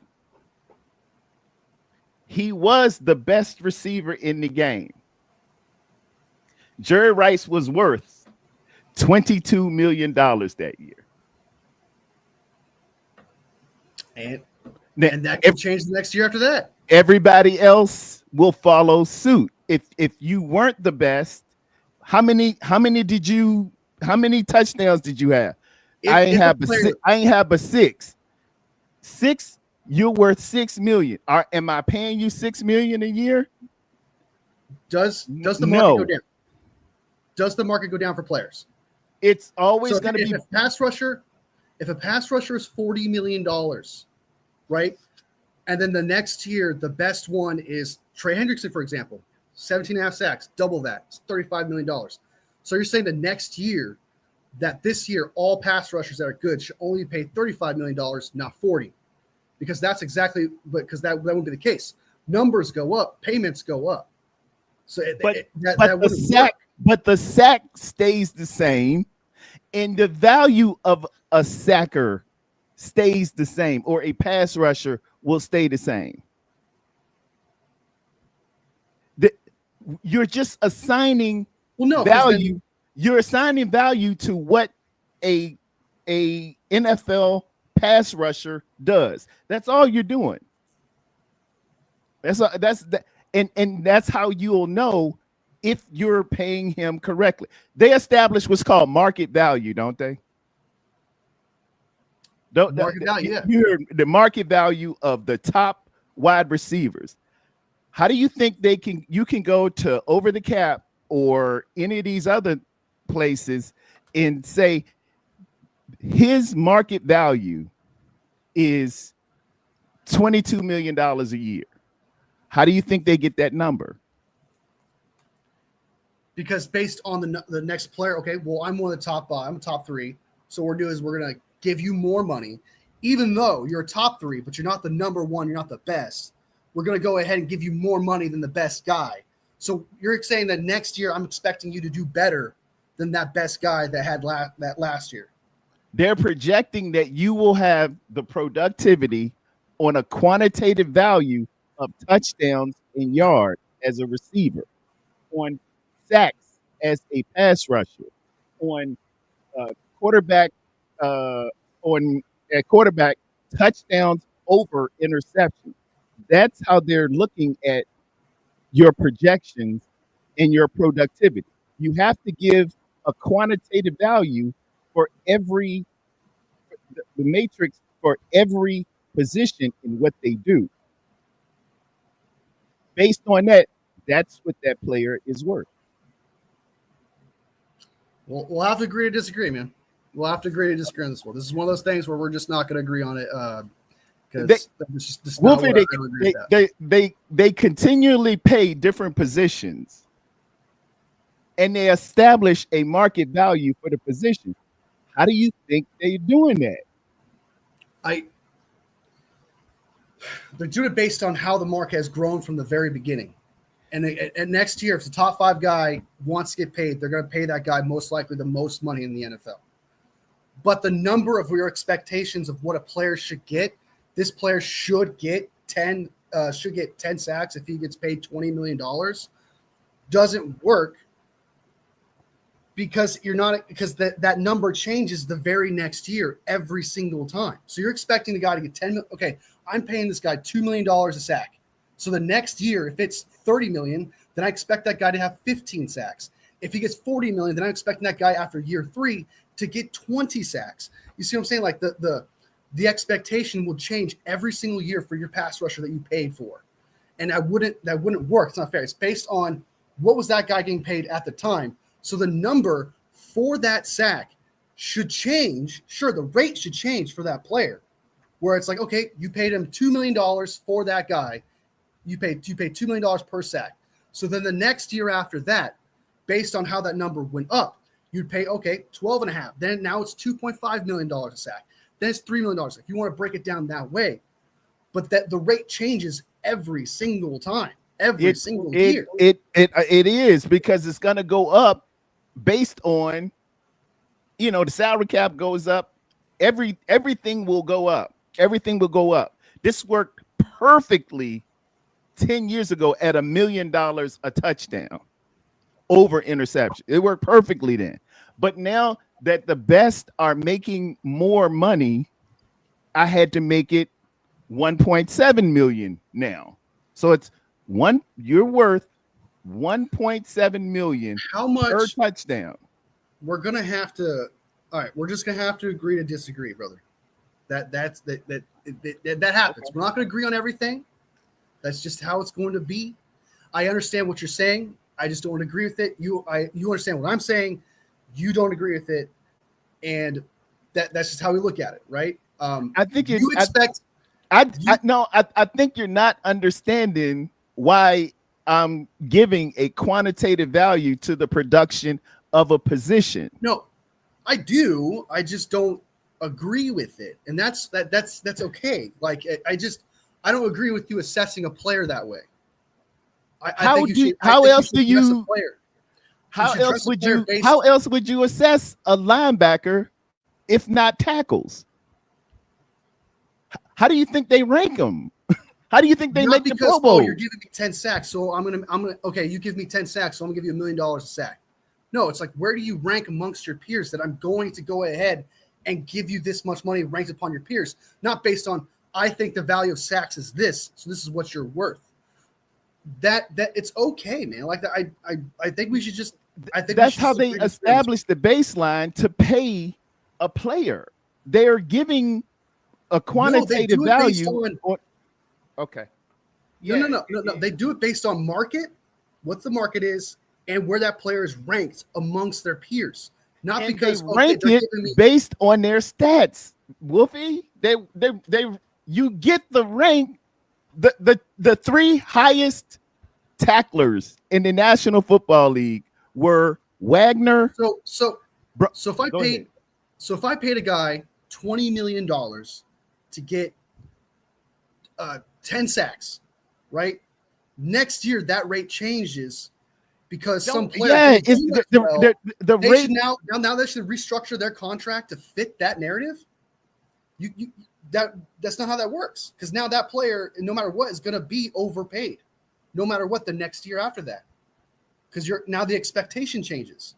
What you're saying is the player should now restructure his contract to fit the narrative of how much. I ain't talking about restructuring a contract. I'm talking about, you'll know if you're overpaying or paying a player the right amount based on the productivity of what they do at a particular position. Running backs run, right, to get yards, right? You're a good running back if you get 2,000 yards, correct? Aren't you a good? Wouldn't that 2,000 yards in a season, is that not good? Is that not offensive player of the year? Isn't that good? That's good. Okay, it's elite. We'll start it there. How much does he make? He makes X amount of dollars. I don't know how much Saquon Barkley made this year. I don't remember his contract. I think Saquon's getting what, 17 a year, something like that. You take Saquon Barkley and divide it up. He's getting paid 20, I think. We'll say 20 million. All right, he got 2,000 yards and 20 million. You divide that up by however many hundred yards that is, and then you assess everyone else, no matter what they did, and you can see the productivity and how you're paying them. There's a cap. Okay, there's a cap how much a player, a general area in yards, a player will only be able to get. So if Saquon Barkley is getting paid if he got 2,000 yards, he should get the max amount of money. But that number, since no one can really beat that number, no one should ever get paid more than whatever that 2,000 yards was established. So no one should ever, at any point, a running back should never get paid more than 2,000. So whatever Eric Dickerson was getting paid for how much yards for all the yards he got, no one should ever have gotten more money than Eric Dickerson at any point, is what you're saying to me. Because how much money he was getting. Because that was the rate of what he gets. But that was the cap he set. So Saquon Barkley should never get paid more than Eric Dickerson ever did. He does get paid more. But you're saying he shouldn't because he's never beat Eric Dickerson's rate of 2,000, whatever his yards was. So he should never. No, Wolfie. It's based on the rate of your players. Then it's based on the tier of your. Then okay, so if I had a set of players and you're the number one guy, you're gonna get paid more money. So that's what I'm saying. You're getting paid more money based on your peers, not based on the rate of whatever this 100 yards, this sack, this whatever. You're getting paid based on the rate of the player that you're currently playing with. Because then what you're saying is that then no one should ever get paid than Eric Dickerson ever should have. No. You just established Eric Dickerson as the quantitative value cap and divide up his productivity for yards, and that's how you can look at what someone is worth. Look, man, I'm trying to be peaceful here and be like, hey, let's just agree to disagree on this. We can do that. We can do that. All It's right. possible. Yeah. All right. I got it. Let's move on. Let's go All right, to. I know. We're Hey, going. look, I know. We're going to. I've moved on. I ain't even there no more. Let's move on. We got any OTA news? OTAs. Yeah. What have you been Any hearing? OTA news? Yeah. What have you? What's the latest and greatest? What have you been hearing in terms of who looks good, who looks bad, who's slow, who's quick? From what I've heard, is that Mikael Williams is looking like an absolute stud. That's what I hear. Okay. That he looks really good. Even Larry Kruger, who doesn't like Mikael Williams, is being like he looks really good, really stout there. Obviously, there's no pads on, so it's kind of it's hard to really assess a player without them pads. But from if you want to look at the bright side of things and looking at how great players look at OTAs, Mikael Williams, I heard it looks like an absolute stud. Jordan Watkins, both players that you and I absolutely loved after we looked at their film, broke him down. Those are two players. That's a player that you and I believed in. I believe in. He looks fantastic. Like when you watch him play, it looks like he's running 49ers routes. So Jordan Watkins, I've heard, looks outstanding. Even Grant Cohn has said that he looks great, which is And crazy. speaking of shorting the stock, Um, so Jordan Watkins, and then I've heard Nick Martin. Nick Martin has been probably one of the best, if not the best player at OTAs from what I've heard. Everyone's saying he's quick, he's fast, he's picking Fred's brain left and right. I think he had a pass breakup on a screen that he read really well. So I've heard nothing but great things about a lot of these players. The only players that I've heard that were bad or not relatively good was the offensive lineman. Shocker. Fryer apparently does not look good. One of the offensive linemen we picked up. Andre Dillard wasn't there, which I'm shocked by. I don't know why he's not there. I'll try not to speculate, but it's kind of wild that he's not there. And then I really haven't heard bad about everything's great, right? For the most part, usually there's like some player, this person looks terrible, this person looks bad. I know somebody out there, the one that shall not be named, said that CMC looks slow. yeah. Like he's in the fifth gear. I heard about that. Ridiculous. Absolutely ridiculous. Because everyone else that I've seen has said that CMC looks amazing. He's doing all the normal stuff that he normally does at OTAs and stuff like that. I'm not expecting CMC to go full burst, full speed, all out at OTAs. I'm not expecting that. Like that'd be ridiculous to expect something like that right now. CG brought up Austin Pleasance looks solid. Someone I believed in last year looks absolutely fantastic. I think it would be a great swing tackle. I didn't go in the predictions of like, hey, Austin Pleasance is going to be the swing tackle, but I liked what he brought to the table last year. I'm glad we brought him back. I'm glad that we can assess him, and I'm glad that he's doing great. So I'm ecstatic about this team. I'm ecstatic by OTAs, and I believe it's still going on now. I haven't heard much updates since last week. I think Friday was our last update. But yeah, I'm absolutely thrilled. I can't wait to see Bryce Huff there, to be honest with you. Like once we see Bryce Huff there, see him burst and see how he's doing, that'd be great. And then CJ West, I think he was there and he's doing some stuff. He looks good. And then Alpha Collins obviously still working on his injury. And also his contract hasn't been signed either. So, so we haven't seen much from him yet. But yeah, man, I mean, I absolutely love what I'm hearing from OTAs. I mean, this is the best OTAs we've ever had, like without a doubt. Without a doubt. So, what was the catalyst of Grant Cohen saying that our guy CMC is looking slow? Because I ain't hear it firsthand. It was all the buzz, and I think you can best believe that that's how he likes to do it. But what was his definitive evidence in terms of him looking slow. Didn't have years. He says that he didn't look like he could hit a fifth gear. That was his. He just looked slow. That's all he said, and that he can't. He wasn't hitting his fifth gear or something. He can't hit a fifth gear, and it's like, what is he doing? All the normal stuff that you usually see him at OTAs do. From what I've heard from Larry Krueger, Dave Lombardi, Guy Haberman, all the guys that go there have said that he's doing all the normal stuff that CMC usually does at a typical rate that he normally does. So if that's the case, then he's doing fine. He's great. And he looks normal. And that's what you want to see from a guy who had the injuries that he had. So his catalyst, his reasoning is that he hasn't seen CMC do a full sprint, whatever crazy thing a CMC does. But I'm not expecting that out of OTAs. I'm expecting, can he do cuts? Does it look like he's doing cuts? Yes. From what I've heard, it looks like he's doing cuts.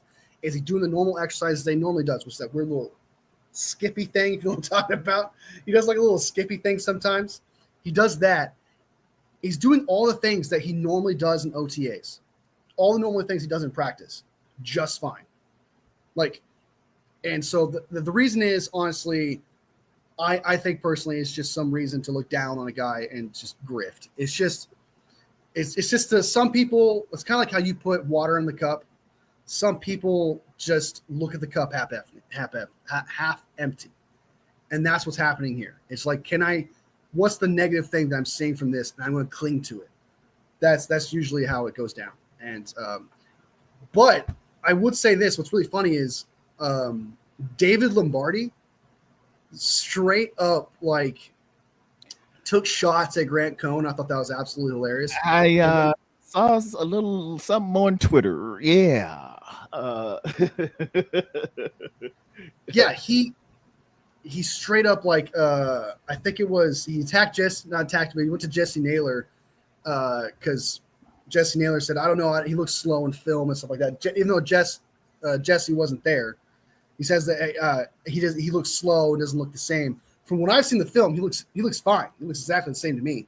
But Grant Cohn, because Jesse is a Grant Cohn disciple, a Cohnite, yeah. He's going to rehash what he says and what he thinks, and that's usually how that goes down.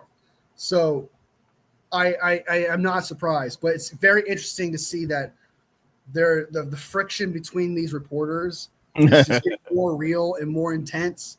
And I think it's absolutely hilarious what's happening there. But yeah, so there's obviously friction right now between those reporters and what they have to say. But I usually go with what is the majority saying is usually probably the truth. That's usually the consensus. So if Guy Haberman, for example, thought CMC didn't look the same or slow, he would say that, and that would push that narrative that he doesn't look the same, and that would help out Grant Cohn, right? That'd be evidence to Grant Cohn and Jesse Naylor. But if one corner is saying something, but the rest of the three corners are saying something differently. So if three table legs have the same exact size, but the one in the far left, that fourth table leg isn't the same size as the rest, which one is the outlier here? Which one is the one that's the wrong size here? It's that fourth table leg that's not the same size as the rest of the three. So you go with consensus of what everyone else is saying. And the consensus is that CMC looks great. He looks exactly the same. So it's like, okay, you need to drop this defense that he doesn't look the same. You might be right in the regular season, but if you're going based on what everyone else is saying, the consensus, you got to go with that because we're not there. We don't see it. And so, yeah, you have to go with those eyes. So, and I trust Larry Krueger to say, CMC doesn't look the same. I trust him to say that. He would honestly say that. If I don't like this guy and I don't think he looks the same, I would say that. Guy Haberman would say the same thing. He'd be like, I don't trust this guy or whatever. Dave Lombardi would say everyone looks great. So I would definitely say, okay, fine, that's fine. But what are these two guys saying? What is the rest of the guys that were there that were saying this? So that's what I would say about that. And Bebop Jones is hitting the classic Allen Iverson line. We talking about that game. Dang, you talking about? Not just practical, like I'm OTAs. Like, why are I'm a you going full Virginia go guy. OTAs? Yeah. Like, you don't want a guy come off his bilateral to go full go like that. Like, what is he trying to do? What is he trying to accomplish if he were to go out there and do a full sprint? You know? Yeah. I brought up Like, the what? depth chart because I'm hearing, and it's not showing it here on our lads, and they're really, really good on it. I heard Ricky P's hamstring is tango uniform. We have women on the in the chat, so I'm not gonna tell you what the acronym of that. It's a military. But There's women in the military. There's women in the military. yeah, but these are ladies here, so I heard it's tango uniform. I heard his hamstring is bothering him again. Is Ricky P always hurting? It's a couple of just you know. Have you noticed that? Well, last year he got shot, but even before then, he was in a blue jersey with the reported shoulder injury, right? And I don't know. It's a new thing to me. We're not even in pads, and it is not game week. How is it that I didn't hear about this in the 80s and the 90s, but guys can get hurt just just walking around and stuff. Back then, you didn't have to be as straightforward. You could lie about something and get away with it a lot more than you could, especially with the access that we get. Like, you could see this player get hurt, and the reports will come out like instantly. So I think that Ricky Pearsall played when he came back, game 8, what was it, week 8 or whatever. He didn't miss a game. He was full healthy, full go, ready to play. He played all the entire season. So that's important there. But John Lynch has said that if there was a game this week, he would play. Okay. That Ricky Pearsall would play. So the hamstring tweak is just a precaution because it's OTAs. He should be ready to go for training camp. And they're like, let's just not risk that or anything like that. So they're taking precautions. But it's definitely something to jot down. It's definitely something to keep record of, because you want to see if there's a consistency there. Like, yeah, injuries and stuff. I'm like, yeah, okay. But I wouldn't take stock yet that he's injury prone. Like I wouldn't take stock just yet. But it's definitely something you put down the manifest and be like, okay, well, he's hurt here. He had that shoulder injury there before, but the rest of outside being shot, he would have started week 1 for the 49ers last year. He played all 7, 8 games or whatever he had last year. And he did all the OTA, he did all the offseason stuff. He was fine. And then just one tweak of his hamstring. I wouldn't say it's too I wouldn't worry about it just yet. If you ask me. And Red Jet Shell is giving their information. Shout out to Red Jet Shell. Giving a little information. Hit the like button, ladies and gentlemen, on both. It helps out the algorithm, and it helps me get closer to 500. Tarrerdome to 500, baby. Trying to get it. Trying to zone on in. Last up, we're gonna have GOATs by division. And at the top of the show, Wolfie explained to everybody kind of the exercise here. He was talking in reference to, we're looking for the absolute GOAT of every team. We're going to go through the whole NFL, but as fate would have it, we're going to start out with the NFC West. When you think of this organization and you have a pantheon of most organizations, I'm giving it to you a bit altruistically, if you will.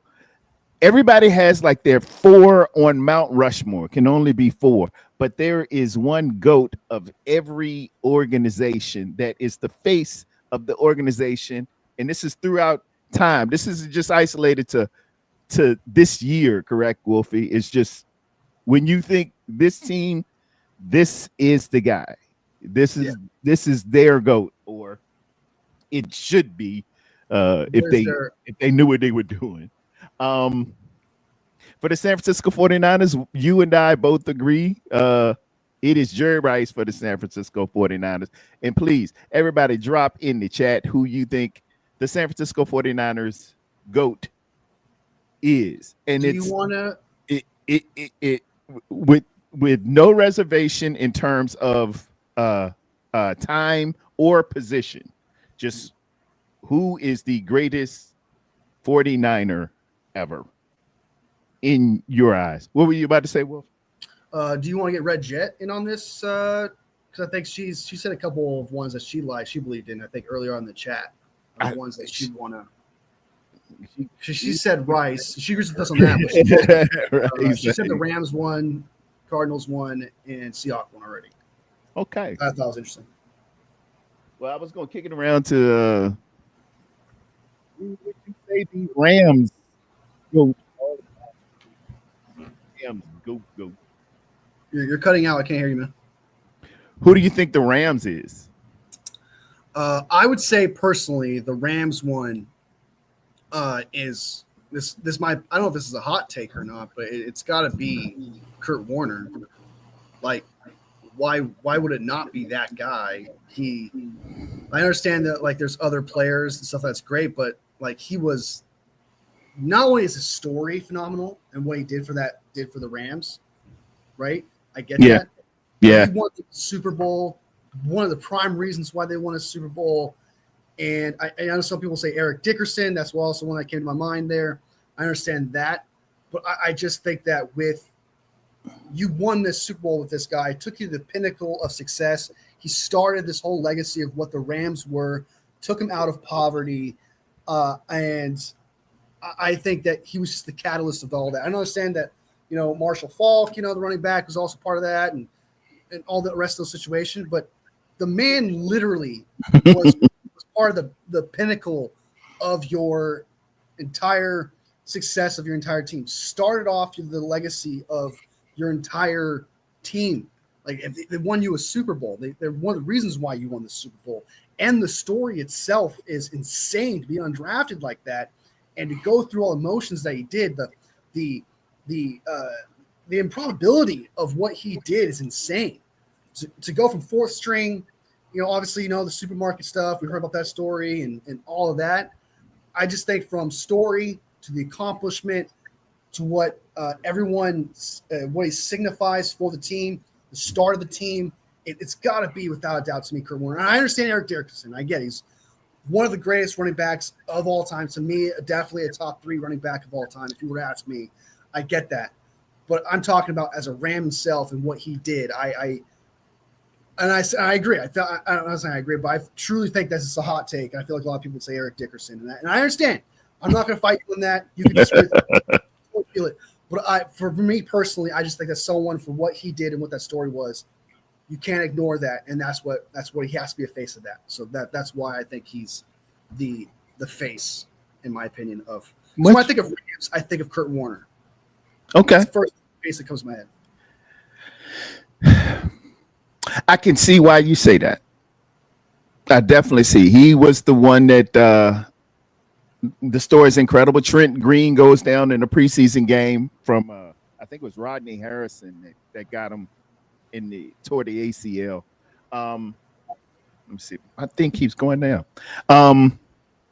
But for me, because Kurt Warner did it in St. Louis, I got to go with Eric Dickerson. Okay. Because he was the Los Angeles Ram. You see them as two different teams. Yeah. Oh. He was the Rams Ram, and he still is to this day, honorable mention to great Deacon Jones. Deacon Jones, and they had back in the day they were called the fearsome foursome. It was Deacon Jones, Rosie Greer, Merlin Olsen, and there was another guy I can't quite remember, but they were absolutely incredible. Deacon Jones coined the phrase "sack the quarterback." That's where that comes from. That was I didn't know Deacon that. Jones. Learn something new every day. I did not know that. Yeah, Deacon Jones started. He said because before 1982, this is how incredible Lawrence Taylor was. They didn't record sacks. I don't know if it was just called tackle for loss. I go back and try to look at old film to see what the commentators called it. They tackled the quarterback. I don't know what you call it besides a sack. It was Deacon Jones who said, I just hate quarterbacks, and I wish I could just put them all in a big bag and beat them with a bat. Damn. Deacon Jones That's was hilarious. real. And of course, like you said, Kurt Warner with that, but I got to go with Eric Dickerson. Eric Dickerson is my man. He was sweet. Yeah, if that's your criteria of the Los Angeles Rams and the St. Louis not the same, I would agree with you 110% on that then for sure. Like I think Eric Dickerson would be my second for sure. That's right behind Kurt Warner. But if that was the criteria, 110%, I agree with you, Eric Dickerson.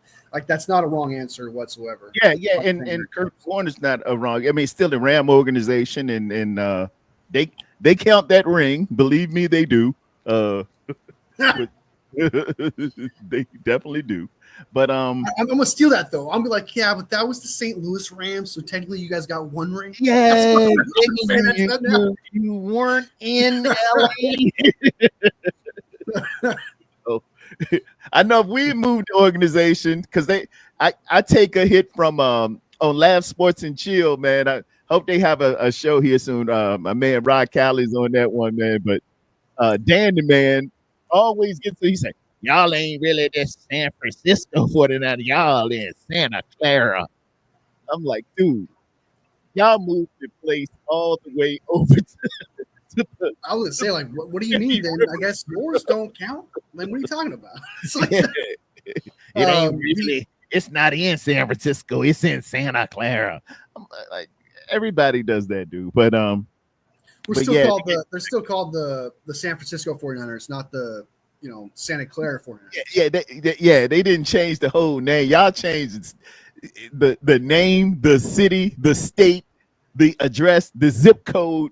You had we stay in this vicinity of the San Francisco, we're in the greater Bay Area. Yeah. All right, what we got for this is gonna be a tough one. The Arizona Cardinals. Who would you say is the GOAT of the Cardinals? I gotta say Kurt Warner because it took him to a Super Bowl. I'm just joking. I'm just kidding. I'm just kidding. The undrafted story. It's a great story. I ain't think about that. He did take him to a Super Bowl. Yes. Same thing I said about the Rams. He's an undrafted quarterback. Great story. Took him to a Super Bowl. You can use it for two teams. You can use that.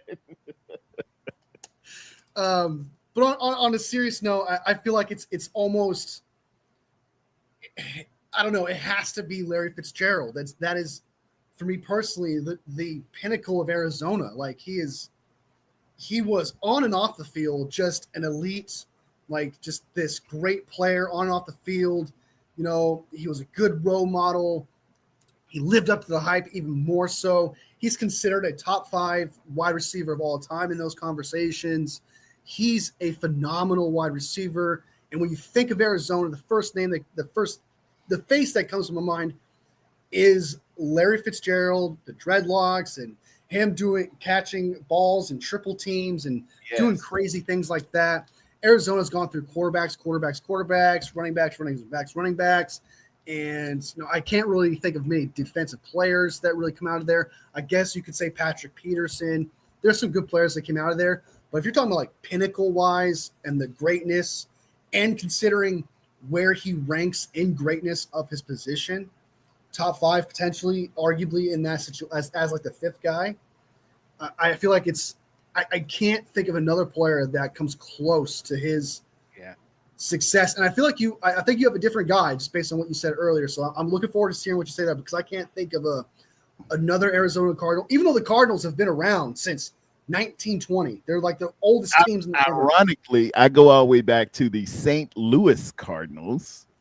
They were there That's back in the day. Yes. So I'm gonna let you go. I'm gonna say Larry Fitzgerald is my guy.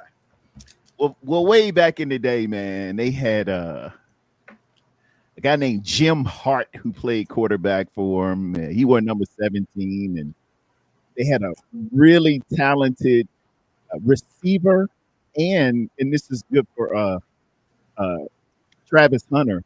He played receiver as well as cornerback. It's been done before. His name was I want to say Green, Earl Green, maybe, or I can't remember his name. It was Green. He was really, really, really. But uh, it's consensus all the way around, man. It's got to be Larry Fitzgerald. Consummate pro, gave you all he had, humbled himself, and went to the slot. And in the latter parts of your years, it's a lot of diva receivers that say, "Dude, I don't play slot. I am X, and you better ask somebody. Don't you ever ask me to do something like that." It's like almost asking him to clean the toilet. And not only did he go changed, to the slot, he made the slot the feature of said offense. He made it popular. Phenomenal guy, consummate professional. And every indication now that I'm saying all these great things and giving him his flowers. Watch some come out next week, but I always like that kid. He's second generation. He came up under his dad was a reporter in Minnesota, and he was the ball boy for the Vikings when he met Randy Moss and Chris Carter and them and that man, and he just came up, an ACC guy, University of Pittsburgh. He went to Fork Union Military Academy, which we played in when I went to junior college. Great guys come out of that, man. Get your grades right, go to a major college, and boom, things happen great for you. It's Fitzgerald, man. It's Fitzgerald. And it's to play off what you said there. I totally agree that he kind of started like the popularity of the slot. Like he made it cool to be a slot receiver. Because right after that, I remember that being like can he do slot? Is he willing to do slot? And then now all of a sudden, Justin Jefferson's doing slot. Jamar Chase is doing slot. They love doing that. And he necessarily just made this like a popular thing and not a slight against wide receivers. Like, you don't think I could just beat the outside guy? And it's like, no, you could do outside and inside now. So he made it popular, and I think that's something thrown him. And another thing is he could have gone to another team. He had multiple opportunities to be like, well, I'm leaving Arizona. Oh yeah, this isn't working out. He stayed loyal, like throughout. Like he had multiple opportunities to get out of there. Everyone was like, dude, you got to win a ring. Go somewhere else. He's like, no, I'm Arizona through and through. That's something you cannot. That's very rare to come by a player. It's just like, well, I'm not going to ring chase. I'm just going to stay loyal. That's especially an organization that. Kylie Young brings up the point, man. Larry should have had a Super Bowl ring, if not for Pittsburgh in that last minute. Was it Santana Holmes? Santana Moss. Where I get Holmes from? Santana. There's another one that's Santana Moss. He makes that incredible catch from Big Ben at the end. And a turnover, man, down in the red zone will absolutely kill you. That James Harrison run, Harrison just at the end of the quarter, it's a 14-point swing, man. Although it wasn't lost there, you will go back and say at least you should have came away with a field goal in the lead at halftime. You go down 7. They took those points off the board because you were just supposed to at least kick the field goal, and you run it all the way back. That's at least a 10-point swing, if not a 14-point swing.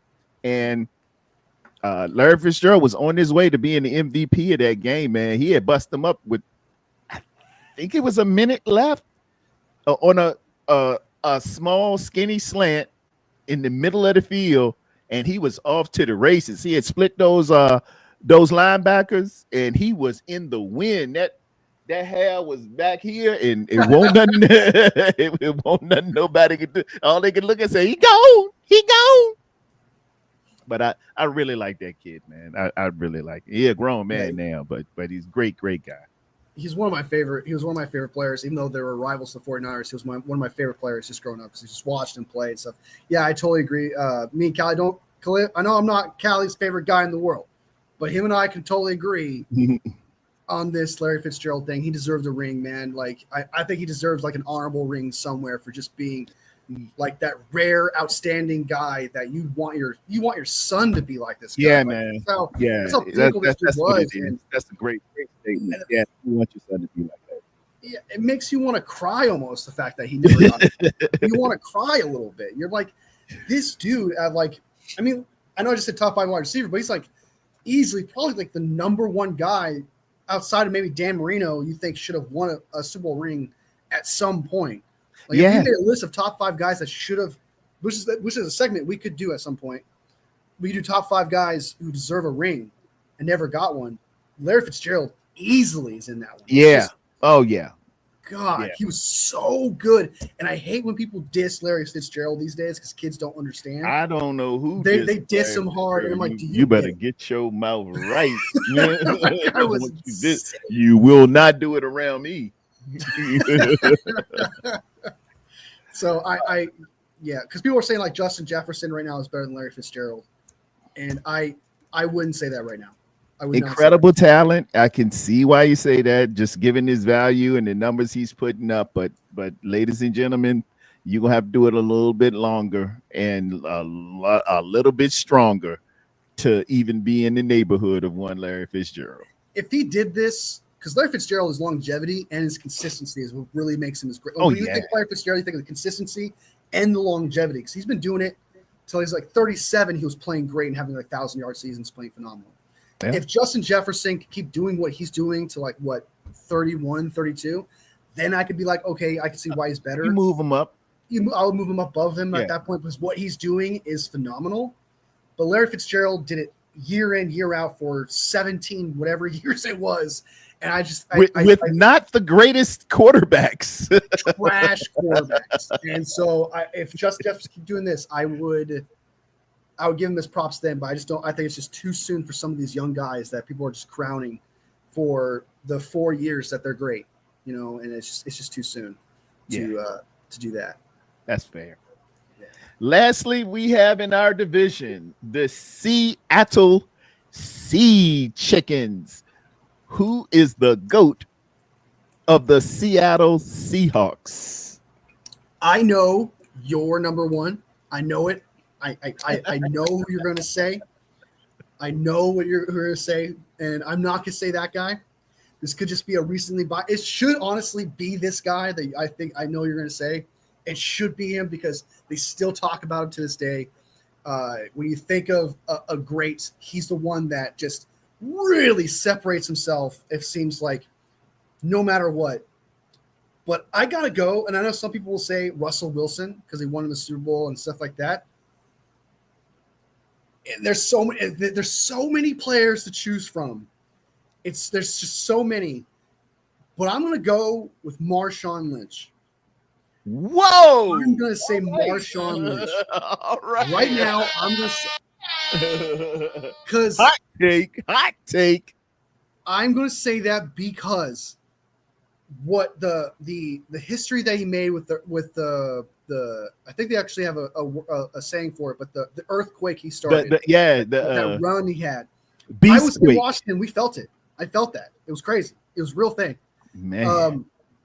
And the sheer fear that he brought to the 49ers on offense, like when our defense faced me, like he was going to do something.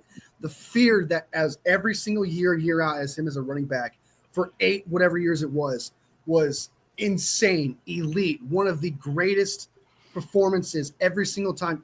You think that guy's going to get tackled? Hell nah. Not to mention, he still supports the Seahawks to this day. He will not do anything that he hates the 49ers to this day, still represents the Seahawks like every single time chances he gets. There's no animosity there. So, like face wise, when you think of Marshawn Lynch, you think of Seattle Seahawks, not the Buffalo Bills where he started, but just the legacy that he left behind. Like, I still think about how good he was, and it's just insane how no one can bring this guy down. And he had the ability to take it to the house, not because of speed, but because you couldn't bring him down. Like, no matter what, it's as if he had eyes in the back of his head. Seriously, how does he see guys coming up from behind him, pause, and be able to jump, dodge, stiff arm, and know a guy is there? The guy, for me, honestly, like I said, there's so many. David saying like Richard Sherman, Bobby Wagner. Bobby Wagner would be a great one. If you said Bobby Wagner, I wouldn't hate that either. Bobby Wagner was just it didn't matter how good our defense was for the 49ers or what other team was. You can count on Marshawn Lynch to do something crazy every single week. So I'm gonna say Marshawn Lynch, and my second, who I think you're gonna pick, and I would have picked if not for him, Steve Largent. So that's my second. That's my honorable mention there. And I thought about it because we had to think about like which one we were going to. Yeah. I sat there and thought about it, and the ones I came to was Steve Largent, Marshawn Lynch, and Bobby Wagner. Those are my three guys. I didn't think Hasselbeck or anything like that. Those are my top three, but I landed on just Lynch just because, as a fan, I feared him the most compared to the defense of the Seahawks. I feared the defense, not necessarily just one player. Marshawn Lynch, I feared Marshawn Lynch. So that's what I would say. And you said, there go my man there, Cam Chancellor. That's my dude. But in this particular instance, and I can see why you went with Marshawn Lynch. And shout out to the Seattle defense, man. They were just absolutely incredible from, I think it was 2011 to 2013, man. They put up phenomenal numbers and one of the greatest, top three greatest defenses ever. Attitude. And the running game is an extension of the defense. I truly believe that in my heart of hearts, but I do have to go with one Steve Largent. Steve Largent at the time when Jerry is coming in, Steve Largent is phasing out in the late 80s into the early 90s. And see, the Seahawks didn't exist. Seahawks came into the National Football League in 1976, the same year that the Tampa Bay Buccaneers, they were expansion franchises. And, you know, they weren't even in the NFC. They were an AFC team. And, you know, that's how you test a real Seahawks fan, because some Seahawks fans don't know that. They were on the AFC. We ain't even deal with them. Their big rivalry was probably the Raiders, and they would lock horns a lot with Miami. But back then, man, the numbers that Steve Largent was putting up made the Seattle Seahawks must-see TV.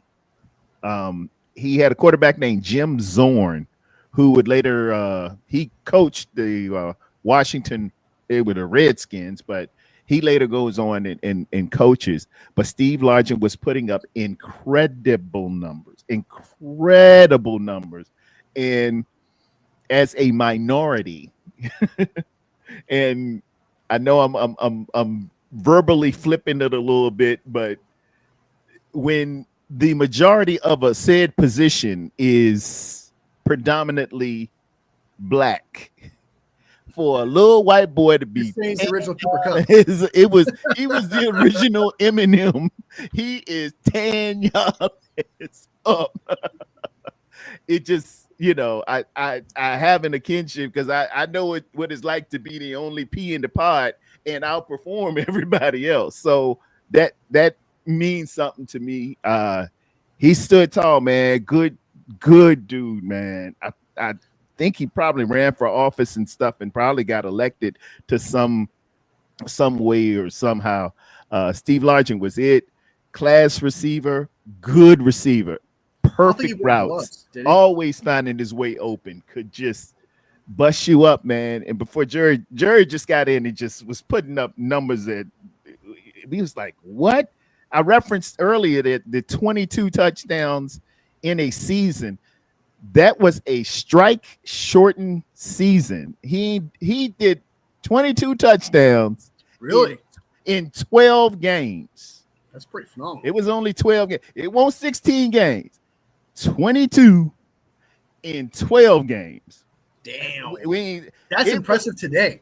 Dude, it was Randy Moss just breaks that record the year that the Patriots went to the Super Bowl. 2007? Yes, 07. When they just and you seen, when Randy Moss was doing Tom Brady to Randy Moss, it was must see TV on ESPN. Hey man, it was games. Jerry Rice had 5 touchdowns in a game. We played it was the Falcons. Yeah, Jerry put up 5 on them.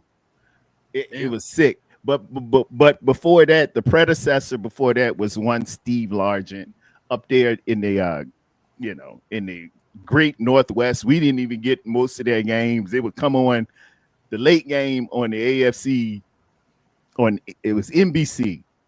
You would see him every now and then, and when he got on, it was a show. Steve Largent gonna give you what he got. It was Steve Largent for me.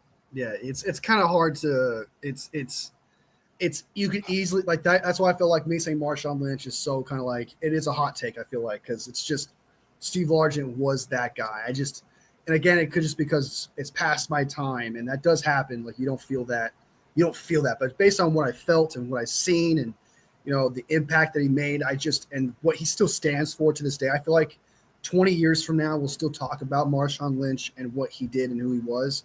But Steve Largent, like you said, 22 touchdowns in 12 seasons, nothing to shake your head at. That is absolutely insane, and people still talk about him to this day, and that should say enough about his legacy and stuff. So, like, it may be because I didn't want the same answer, or maybe because that's the obvious one, but like.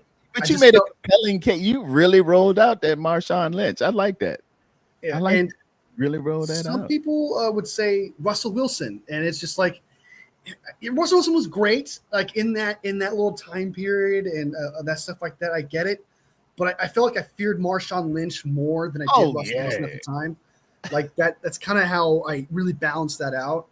Russell Wilson did give him their first Super Bowl. Played phenomenal, 48 points in the Super Bowl against the #1 offense.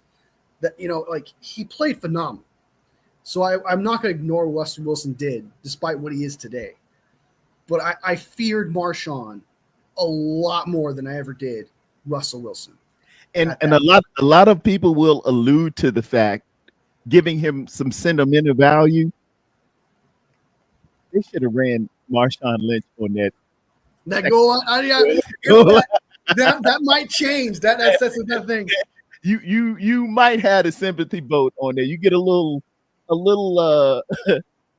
Fitzgerald on that because everybody knew you're gonna run beast mode. You need a yard. You're gonna run beast mode, right? It's a dude named Beast Dude. If it's a video game, you can flip your switch and go to beast mode.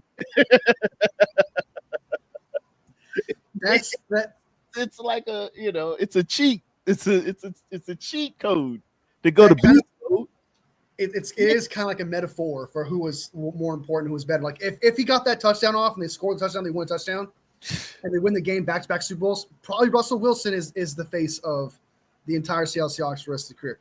But since the opposite happened, where you should have given it to Marshall instead, it's kind of like it kind of plays into that. Where it's like, nope, it's Marshawn. Yeah. Should have been Marshawn. Everyone thought it was Marshawn. Yeah. I mean, that literally goes down as one of the worst play calls in NFL history. In sports history. It was the equivalent of, okay, we're down with seconds left, and you're the coach of the Chicago Bulls, and you say, give the ball to Cartwright. when you got Michael Jordan right there.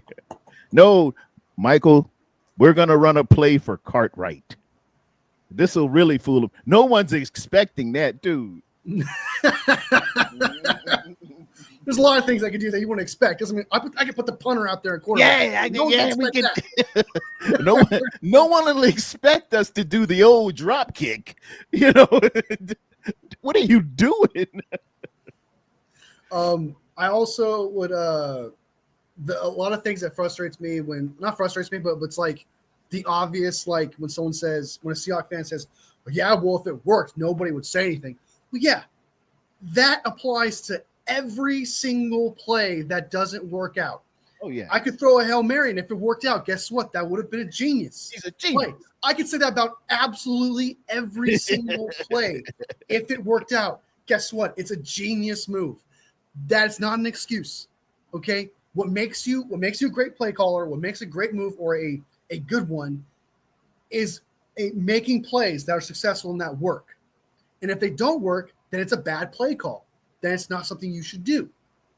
Like that, it's that doesn't make. And that's what I'm saying. It's like when I hear that, I'm like that applies to every single play. Yeah, it's critical game theory. You just, dude. My philosophy is don't try to outsmart anybody, and I'm talking to a particular coach. They know what you're gonna do. Just be so good at it. Put the best player's hand on the ball in the biggest moment. That way, nobody can say anything. You went with your horse. You did what you do. That's it. If you try to come out here and do some super secret, elaborate, I have the elixir, I'm gonna fool everybody. No. If it works, oh great. Oh yeah, man. Oh, nobody saw that coming. But when they don't, oh, You gotta take responsibility for that shit play call. what an idiot. Just like you get credit for the great stuff, you're gonna get credit for the bad stuff. And it works both ways. You take that blame, baby. That blame pie is all on you. Yeah, that's like one of my coordinator. That's one of my favorite things. Like when it's like, oh, you guys lost Super Bowls. I'm like, yeah, well, at least we're not going down as history as the worst play call in NFL. It sets Seahawks fans off. That would piss me off as a 49ers fan. Yeah. I would lose my mind every time I see it because they still bring it up to this day. You'll see it, and every single day. Seahawks, y'all have that title, y'all have that Oscar, and you can put that on the shelf. That is all yours. Rubbing their face and everything again. And I love it every time you see it on the when a game happens or whatever. Mm-hmm. Like some at some point in the season, they're gonna show that clip of the interception every single time. And I absolutely love it. And then you see Seahawks fans in the comments just being like, yeah, thank you for reminding me of that. Why do we keep seeing this? It's been like a decade and a half. Every Super Bowl, they're gonna roll that bad boy out, boy. You're gonna see David Tyree with the helmet catch, and you're gonna see Malcolm Butler intercept Russell on the 1 foot line. As a 49ers fan, though, I guess this is a good segment to ask. I guess, what is your interception at the goal line moment for the 49ers? Mine personally, some will say the deep pass from Jimmy G. That one hurts. Some will say the unblocked Chris Jones to Brock Purdy. Yeah. That's one of them. Mine personally is the throw to Crabtree 4 straight plays doing the exact same route. Exact same thing. Yeah, the fade. That one against the Ravens hurts me the most. That one hurts me the most. Yeah. We had our moment there because Kyler Young is in the chat. He gonna tell me, man, we should have ran Frank Gore right there. Kaepernick says that he was gonna do a run, but then but he says Jim Harbaugh, I forgot who said it. Someone said that it was originally gonna be a run for Frank Gore on 4th down, I think. Which I don't know why I would do it like on second or third, 1st and 2nd down. Yeah, because you're 5 yards out. They were 5 yards out from the end zone. Okay. So from what I heard, Jim Harbaugh called a run play on 4th down, and Kaepernick actually called an audible to Crabtree on that 4th down play. That's what I heard. And I don't necessarily disagree with the audible aspect of things because you are 5 yards out, and if Frank Gore doesn't get that 5 yards, you lose the game. But I don't like the fact that they did the exact same freaking fracking fade throw 4 straight times. You do something different. That's my itch with it. But I don't think Kaepernick should have had the ability to call an audible like that and should have just let Jim Harbaugh call the run play and do that. Obviously, because you're in retrospect, you can say that. If it went down like that, all we were doing, and I gotta go back and watch. We have to have the consideration of the time, as far as throwing it, because it saves time to have an incomplete pass, and it's got to be to a corner or the back of the end zone, to where if it is not a reception, it definitely isn't a touchdown. I mean, isn't an interception. You don't want it. You don't want to get intercepted right there and take everything off the board. But yeah, man, that was just a rough one. You can't do that. You got to like take that risk. If it's interception, it's interception, and if it's it's just that plays in my head a lot. Like I'm a little okay. So that's my interception up the middle kind of moment for me.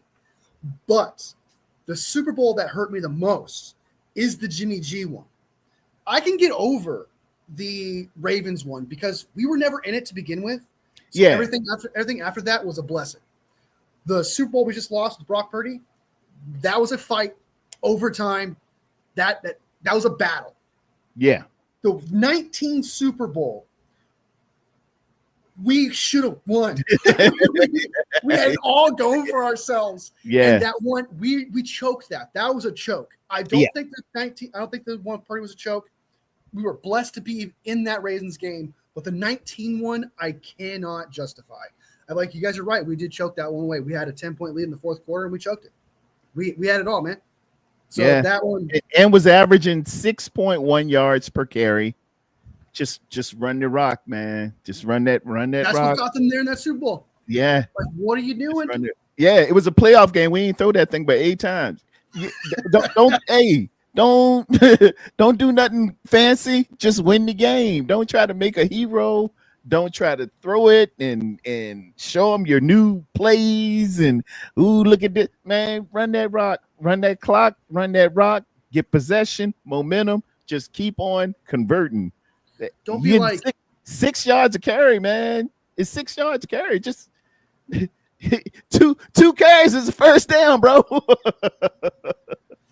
Yeah, 110%, man. It's just so the Super Bowl that hurt me the most was 19, like overall, but the play that always plays in my head is the one that made us first time losing in the Super Bowl ever.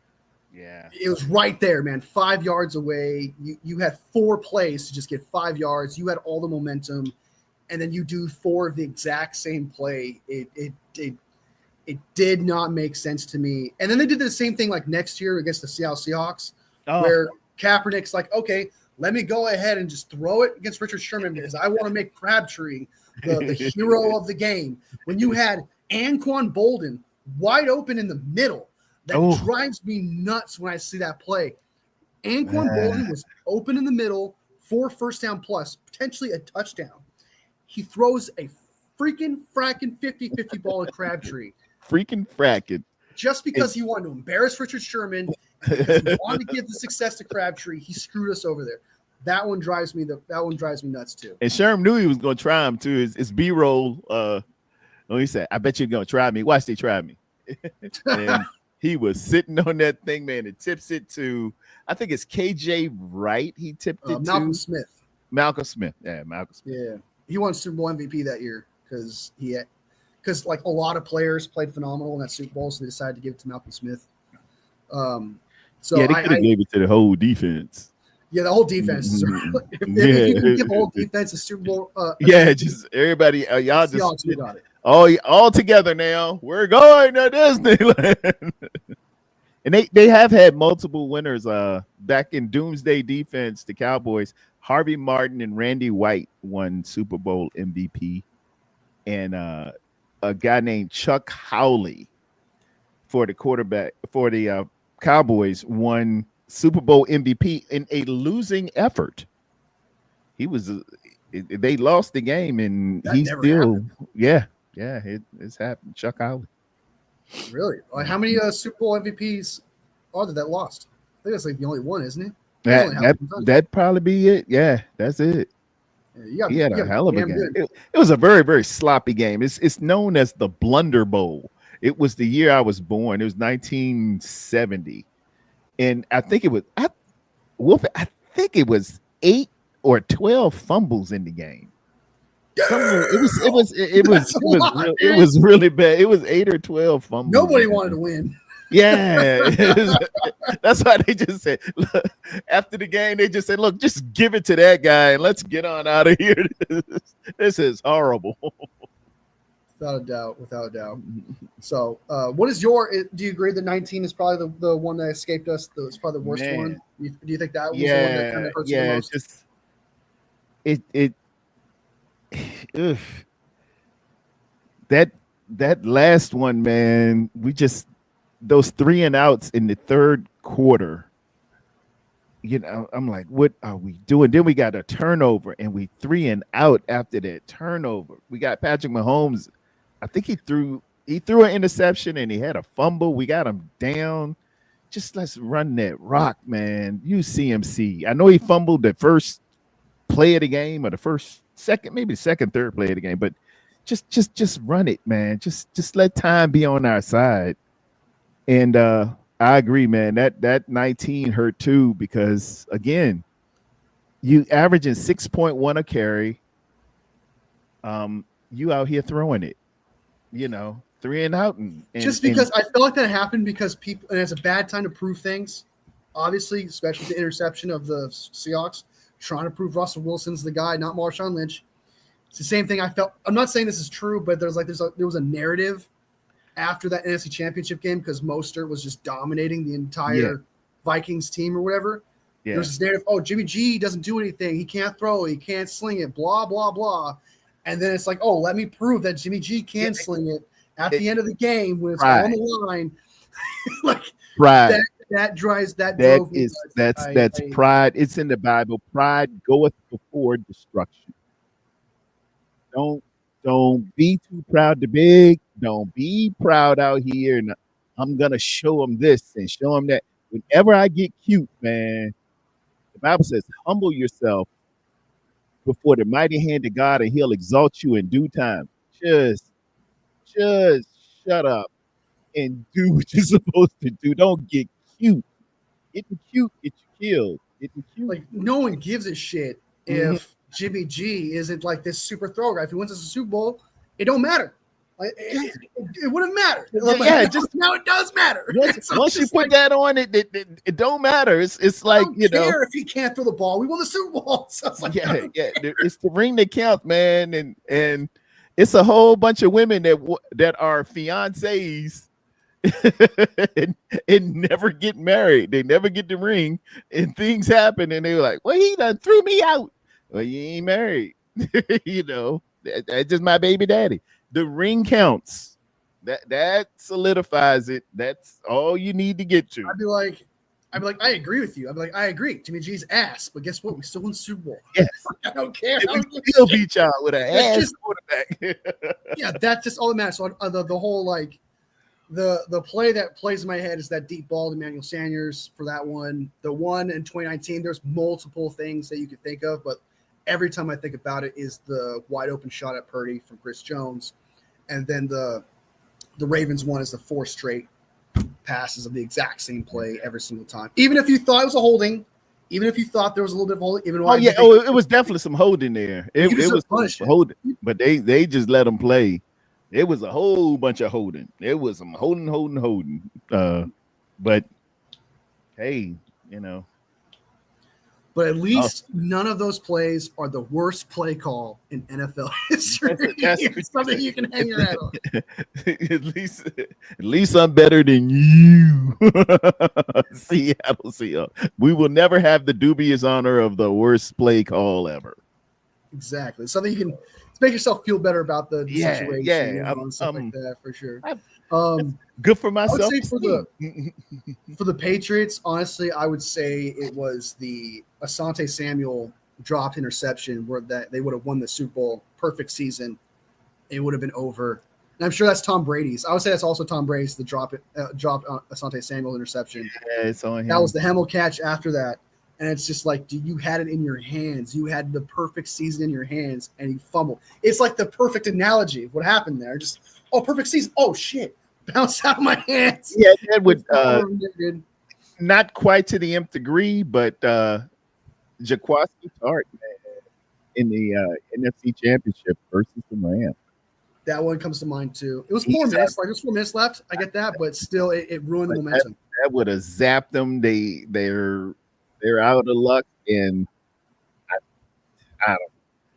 Because right after that interception, they felt themselves. They felt the momentum. They felt like, okay, luck is on our side. Let's go take some shots. Let's do this. And that's all it takes. It takes a play like that. This is suddenly a team to just feel like they have the momentum. There it is. Yeah, you can't miss the opportunity. What happened? Can't miss that opportunity, man. Eminem said it best. The moment you own it, you got one shot. That was the throw. That was the throw where Jimmy G on 3rd down and long rolled out to the left and just threw it. And I understand it would have been 14. It would have been 4th and 16. I understand it would have been something like that. So, but still, live to see another down, man. We threw it on 3rd and 16 where you were falling down and got picked off, and ended it. Yeah, man, it was bad. That was the end of Jimmy G. Jimmy G. Ah. I never. He plays. Ironically, he plays for the Rams now. I don't like Jimmy G around anytime.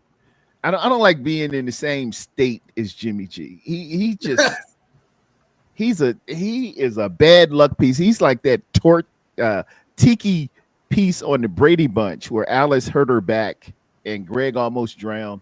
If he's around, man, it's just bad stuff that happens. When Purdy gets hurt in the NFC Championship, he's on the sidelines. You know, I see when I saw him on the sideline that day, I was like, something ain't right. Why is he even here? Yeah. Like a sissy getting tickled under the table. Did you know that apparently I've heard, I don't know if this is true. I really do not have research on this, but I've heard that he could have played. I have no doubt. Your boys, Martellus Bennett and Julian Edelman were telling the story about, they brought up Jimmy G. He said he a BITCH. He did the same thing to them when he was at the Patriots. He was supposed to play, and he was supposedly hurt. He had practiced all week, and around Friday, he says, I don't think I can. And it's like, and Tom is out at this time because he's suspended for Deflategate. So they're depending on him, man. And he said, never again. I don't worry about it again. Ask Martellus Bennett. Martellus will tell you. Yeah, I never believed in the Jimmy G. A lot of people like Jimmy G too. I've seen a lot of people like praise him, like he's a really great quarterback, blah blah. But I never saw it with this guy, and I never saw him be this great dude that did incredible things. He had a quick release, like he did some good things that you can brag about, I guess. But there's never consistency there. He couldn't make those clutch throws when you need him to. It was bad. Yeah, I guilty as charged. He got the old Sergeant terror. I was in Green Bay. Dude, it is 11 at kickoff. 11. They made this game at night. It's a playoff game. It's the one we wind up winning at the end. But just before the half, we are down. They're on the opposite end. And this MFer throws interception right at the half and takes our guaranteed 3 points off. Wolfie, when he jogged in, he came in early. It was him and 2 other coaches beside him. He jogs in with his little snooty way. Wolfie, I lit his ass up like the 4th of July. They heard me in Wisconsin. They heard me in Minnesota. They heard me all around the Great Lakes. I laid into his ass like it ain't no tomorrow. And he heard the coaches, everybody was looking up at me. And I had to come and apologize. If there is some film out there, I had to tell my apostle, hey, man, it might be some film if somebody had a camera out there, um, it was a rough moment. I'm sorry, boy. And Wayne Breezy and them have a show. They had the post after reaction show, and they like somebody must have talked to them at halftime. They were a different team. I know who. Yeah, Right. yeah. I gave him everything y'all ever wanted to give him in a Went all out, huh? of thunder, lightning, and all hell coming down on them. I let it all fly that night, baby. I'm out here 11 degrees and the temperature dropping and it's snowing. D bought a pretzel, one of those hot pretzels, and I told her don't get the pretzel. She bought that hot pretzel. Man, it's the first quarter, and she looked and she said, "I broke my tooth on this pretzel." You better put that scarf on. We are not leaving the stadium for your chip tooth that I told you don't get that hot pretzel, man. That thing was freezing up, man. It was cold. Playoff football, you can't do that, man. You can't do that. And it was cold. It was cold, man. And Jimmy G out here throwing interceptions and smiling. I'm a sissy under the table.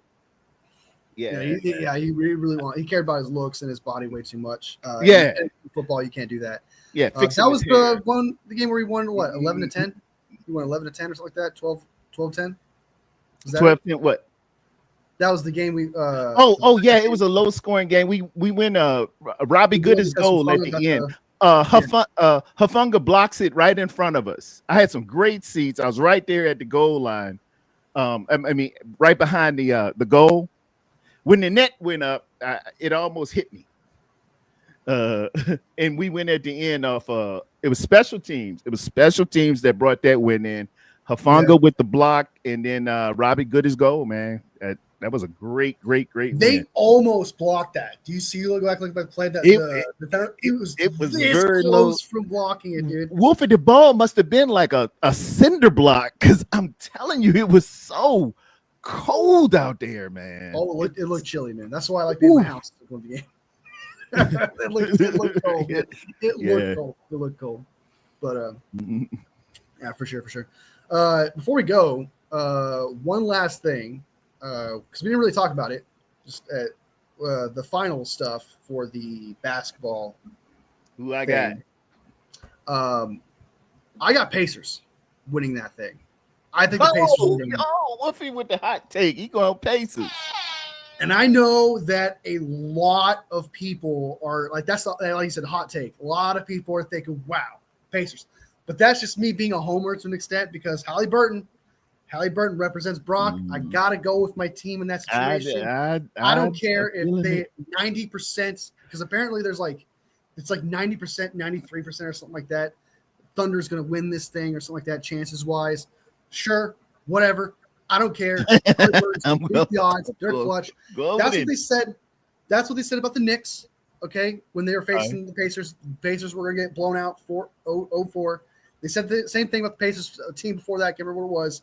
All playoffs, everyone said the Pacers were going to lose quickly, and that did not happen. It's going to happen again. The Pacers are going to get it done. OKC's going to choke because they got a free throw merchant and just one tall ass motherfucker. That is it. We got Halliburton, a free throw merchant. All right, we got Halliburton. We got Sakeem, the Eastern Conference Finals MVP. Right, Siakam, yeah, Pascal Siakam. It was a lot of controversy. Well, it was a split vote, and they 5-4, and they gave it to Siakam. But Halliburton led in every other statistical category except for points. He had one bad night, man. I think it was game 4. I don't think he had like 8 points.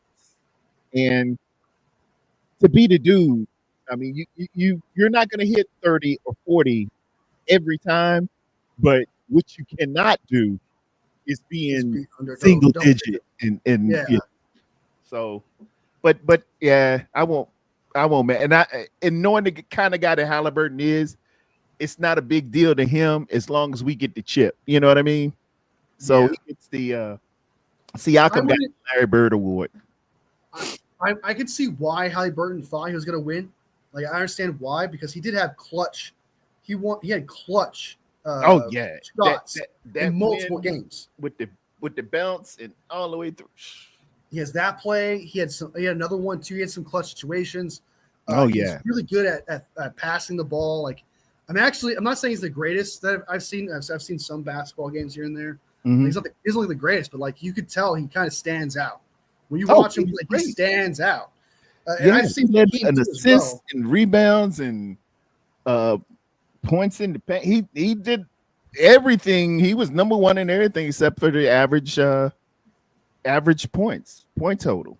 But Yeah, and I wouldn't like the with the Pacers. I'm not trying to just sit here and just glaze the Pacers because Halliburton. That's just one of the reasons why I'm doing it. So I can be invested, right? So I can care, something like that. yeah, But I actually enjoy watching them play because my complaint with basketball is that it's soft. It doesn't seem like you can't do much without getting a foul. yeah, But for some reason, the Pacers are able to be aggressive and they're actually in there trying to get the ball and they're doing physical things. I'm like, okay, this is entertaining yeah, because they're fighting all through the entire game of trying to make sure that the guy is not comfortable. It's not necessarily about like, okay, I don't want to foul him. It's like, I also don't want to make him comfortable. And that's what they're doing. It's not necessarily just trying to get the turnover. It's just trying to make sure that they can't make a mistake. They can't cut left and suddenly a hand being there. That's what I like seeing from the Pacers. Pacers are actually fun to watch. yeah, man. And that's kind of something that I have Very to give them a entertaining. shout out to.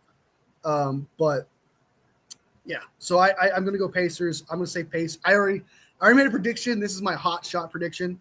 I said Pacers in 5. Pacers in 5. Pacers in 5. Pacers in 5. I got Pacers in 5. So who do you got? Who do you think is going to win this? Ain't no jive. Things alive. Wolf got Pacers in 5. Pacers in 5. I think it's going to happen. So I got that, and I am going to go live for the NBA Finals. I decided that I'm going to do that. If I'm off, I'll jump on with you. The first one's going to be Friday. I had the schedule up here. Hold on, let me see. Thursday. Yeah, Thursday or Friday? there you go. It will be June 5th. June 5th will be Thursday. I'm working on the 5th. Yeah. Dang. At 5:30. Well, there'll be other games, right? You can do what's the ones you can do? Let me see. 5. Let's see. They got June 8th. Am I off on the 8th? That's Sunday night. All right. I'm there Sunday night. Sunday night. All right, let's do it. All right. Let's do it. Sunday All night. for it, man. Like, and you can help, like, because I'm as casual I am, I don't know some things. When I see a foul, I'm like, that's not a fucking foul. We'll bring maybe like, yeah, Wolfie, that was kind of a foul. I'm like, how, dude? He's stood there, man. So, because I will probably lose my What do you do? What I said, like, why are they in the scores table? What is going on here? Yeah, so I'm gonna. So this is my first time ever going live for an NBA Finals. I'm thinking about doing a full on. Let me shout my mom out, man. My mother's on watching. Yeah, Mom, I had to get a little. I had to tell him my Jimmy G story. Sorry all about that, Mom. You know how it go. Your mom's gonna be like, "Did I just hear your co-host curse? Because I just said the F word hard." Hello, Mrs. Tara. Welcome. Your son is awesome. Best co-host ever had. Yeah, the NBA. I'm gonna watch the NBA Finals for sure. I'm still thinking about the NHL Stanley Cup. I had that up too. It's on it. It's on the slide. Yeah, they start on the 4th. Tomorrow. Tomorrow night. Now, who you got on that? I got the Oilers. I want the Oilers to win that one. In the amount of games, honestly, I'm going to say it goes to Game 7. It's going to be tight. I'm pulling for the Oilers too because Florida just embarrassed my Canes. So yeah, I'm going with revenge on this one. I hope Edmonton kills them. I want Edmonton to win that one so badly. I don't. I don't like the Panthers. As a Kings fan, I've never really enjoyed the Panthers. I shouldn't like the Oilers either because I know the Kings and Oilers knocked out the Kings. I get that, but I haven't been as invested in hockey like that, where like rivalries matter to me to an extent where it's been a few years since I actually gotten that involved. But I just respect Connor McDavid. I just think he needs to get one of those. The Panthers, I just never liked the Panthers. I told you before, any team from Florida, I have instant hate for. I just do. And so I don't want to see the Panthers go back-to-back Stanley Cup champions. I really don't want to see that. And I think it's the Oilers' time. Oilers' time to get some revenge. I know that Crazy Juice is going for the Panthers, so it's going to be fun, man. I absolutely love watching hockey. It's one of my favorite sports, even though I haven't kept up with it just because I've been so locked in with football that I don't really have time for other sports too much. Yeah. But yeah, I'm probably gonna be watching the finals, Stanley Cup finals and the NBA finals, and try to get some viewerships, hang out with people, have a good time. We'll have it's a way we can just put the score up and be watching the game, but you can't broadcast it. You can't show the imagery or whatever. Yeah, you can't just have the game on.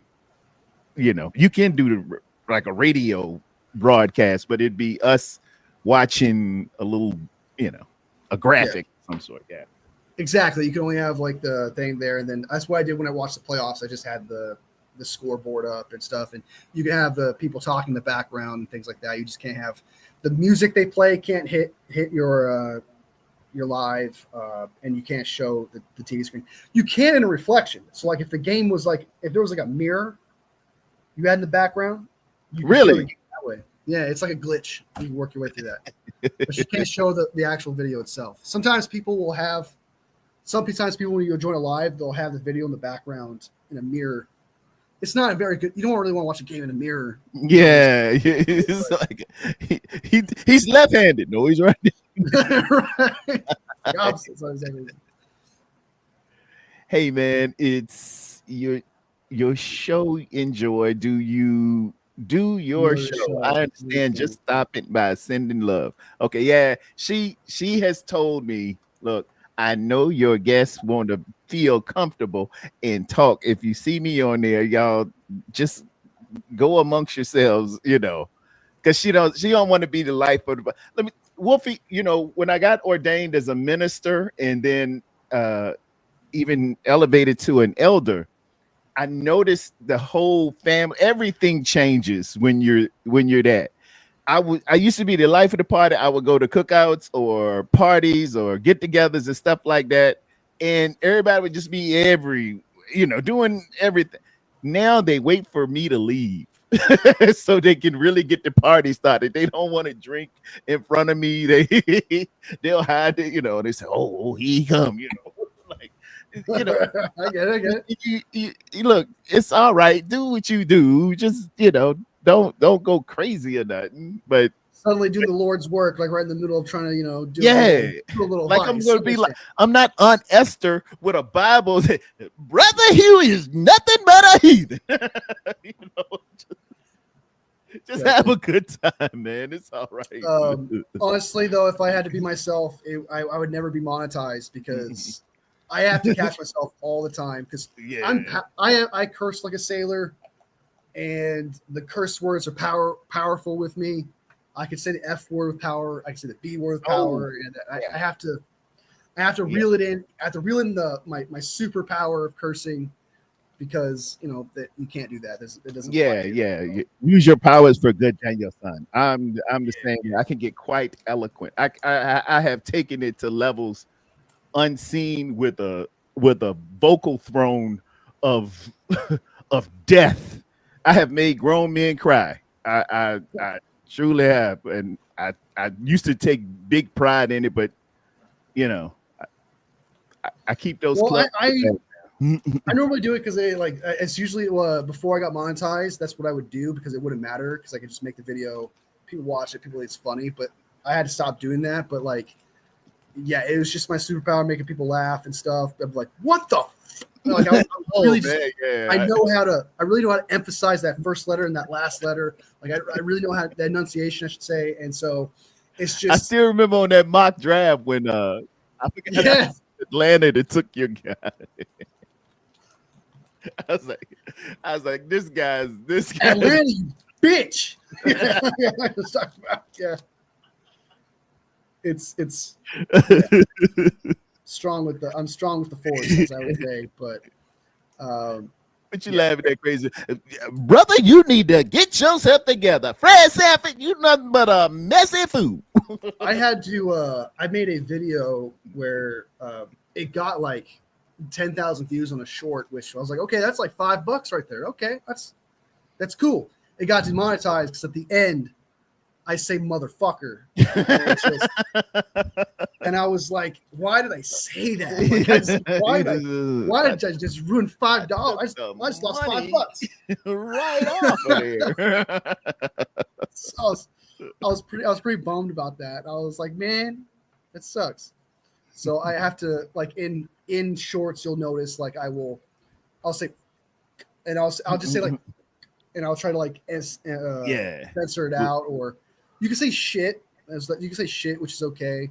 You can say ass and stuff like that, but you can't say those powerful curse words because the ones that have like a German theme behind it. German theme, I like that.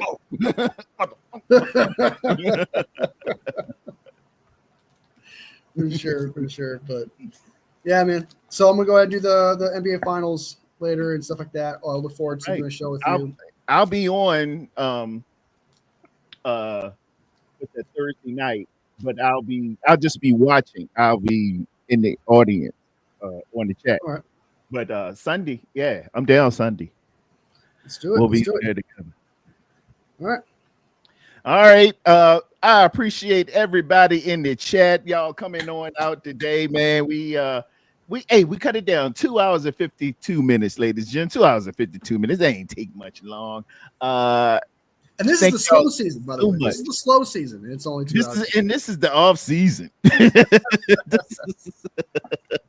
is the off season. We're here 8 hours when the season starts. I'll clip all this up, and you'll see a couple of shorts here and there. Like and subscribe, hit all so you can get every time that I'm on. Click over to Wolfie too. Hit like, subscribe, all, and you'll see some of the funniest shorts you ever. Wolfie's got an art for it, ladies and gentlemen. I will be back Thursday morning at 10. Going flying solo. Shout out to CG Ruthless. I'm on with him tonight. Y'all come back and tune in. I will go live. We are gonna do some debating of some sort. CG Ruthless and a couple of other guests. Oh shit! Who's your partner? I don't know. I think I'm just it might be CG. Might be CG. He will, we'll just line it up and we'll see what's what. It might be a debate on who's slower, Christian McCaffrey or the speed of light. and I'll be like the Bears, however you want to do it. I'll tune in. I'll see how it goes, man. We'll see how it go, man. We'll get it all together. So come back a little later on. I'm gonna get something to eat, and then we'll be getting into that. So, but thank you everybody for coming through, stopping in. Shout out Red Jet Shell. She's promoting like Don King in the Rumble in the Jungle. It is a great only in America. Thank you so much, Papa J, Crazy Juice, Tommy Huxley, Kylie Young, my main man Rod Callie was in here. All of y'all, man. Mom stopped through. I'm just scrolling all the way up.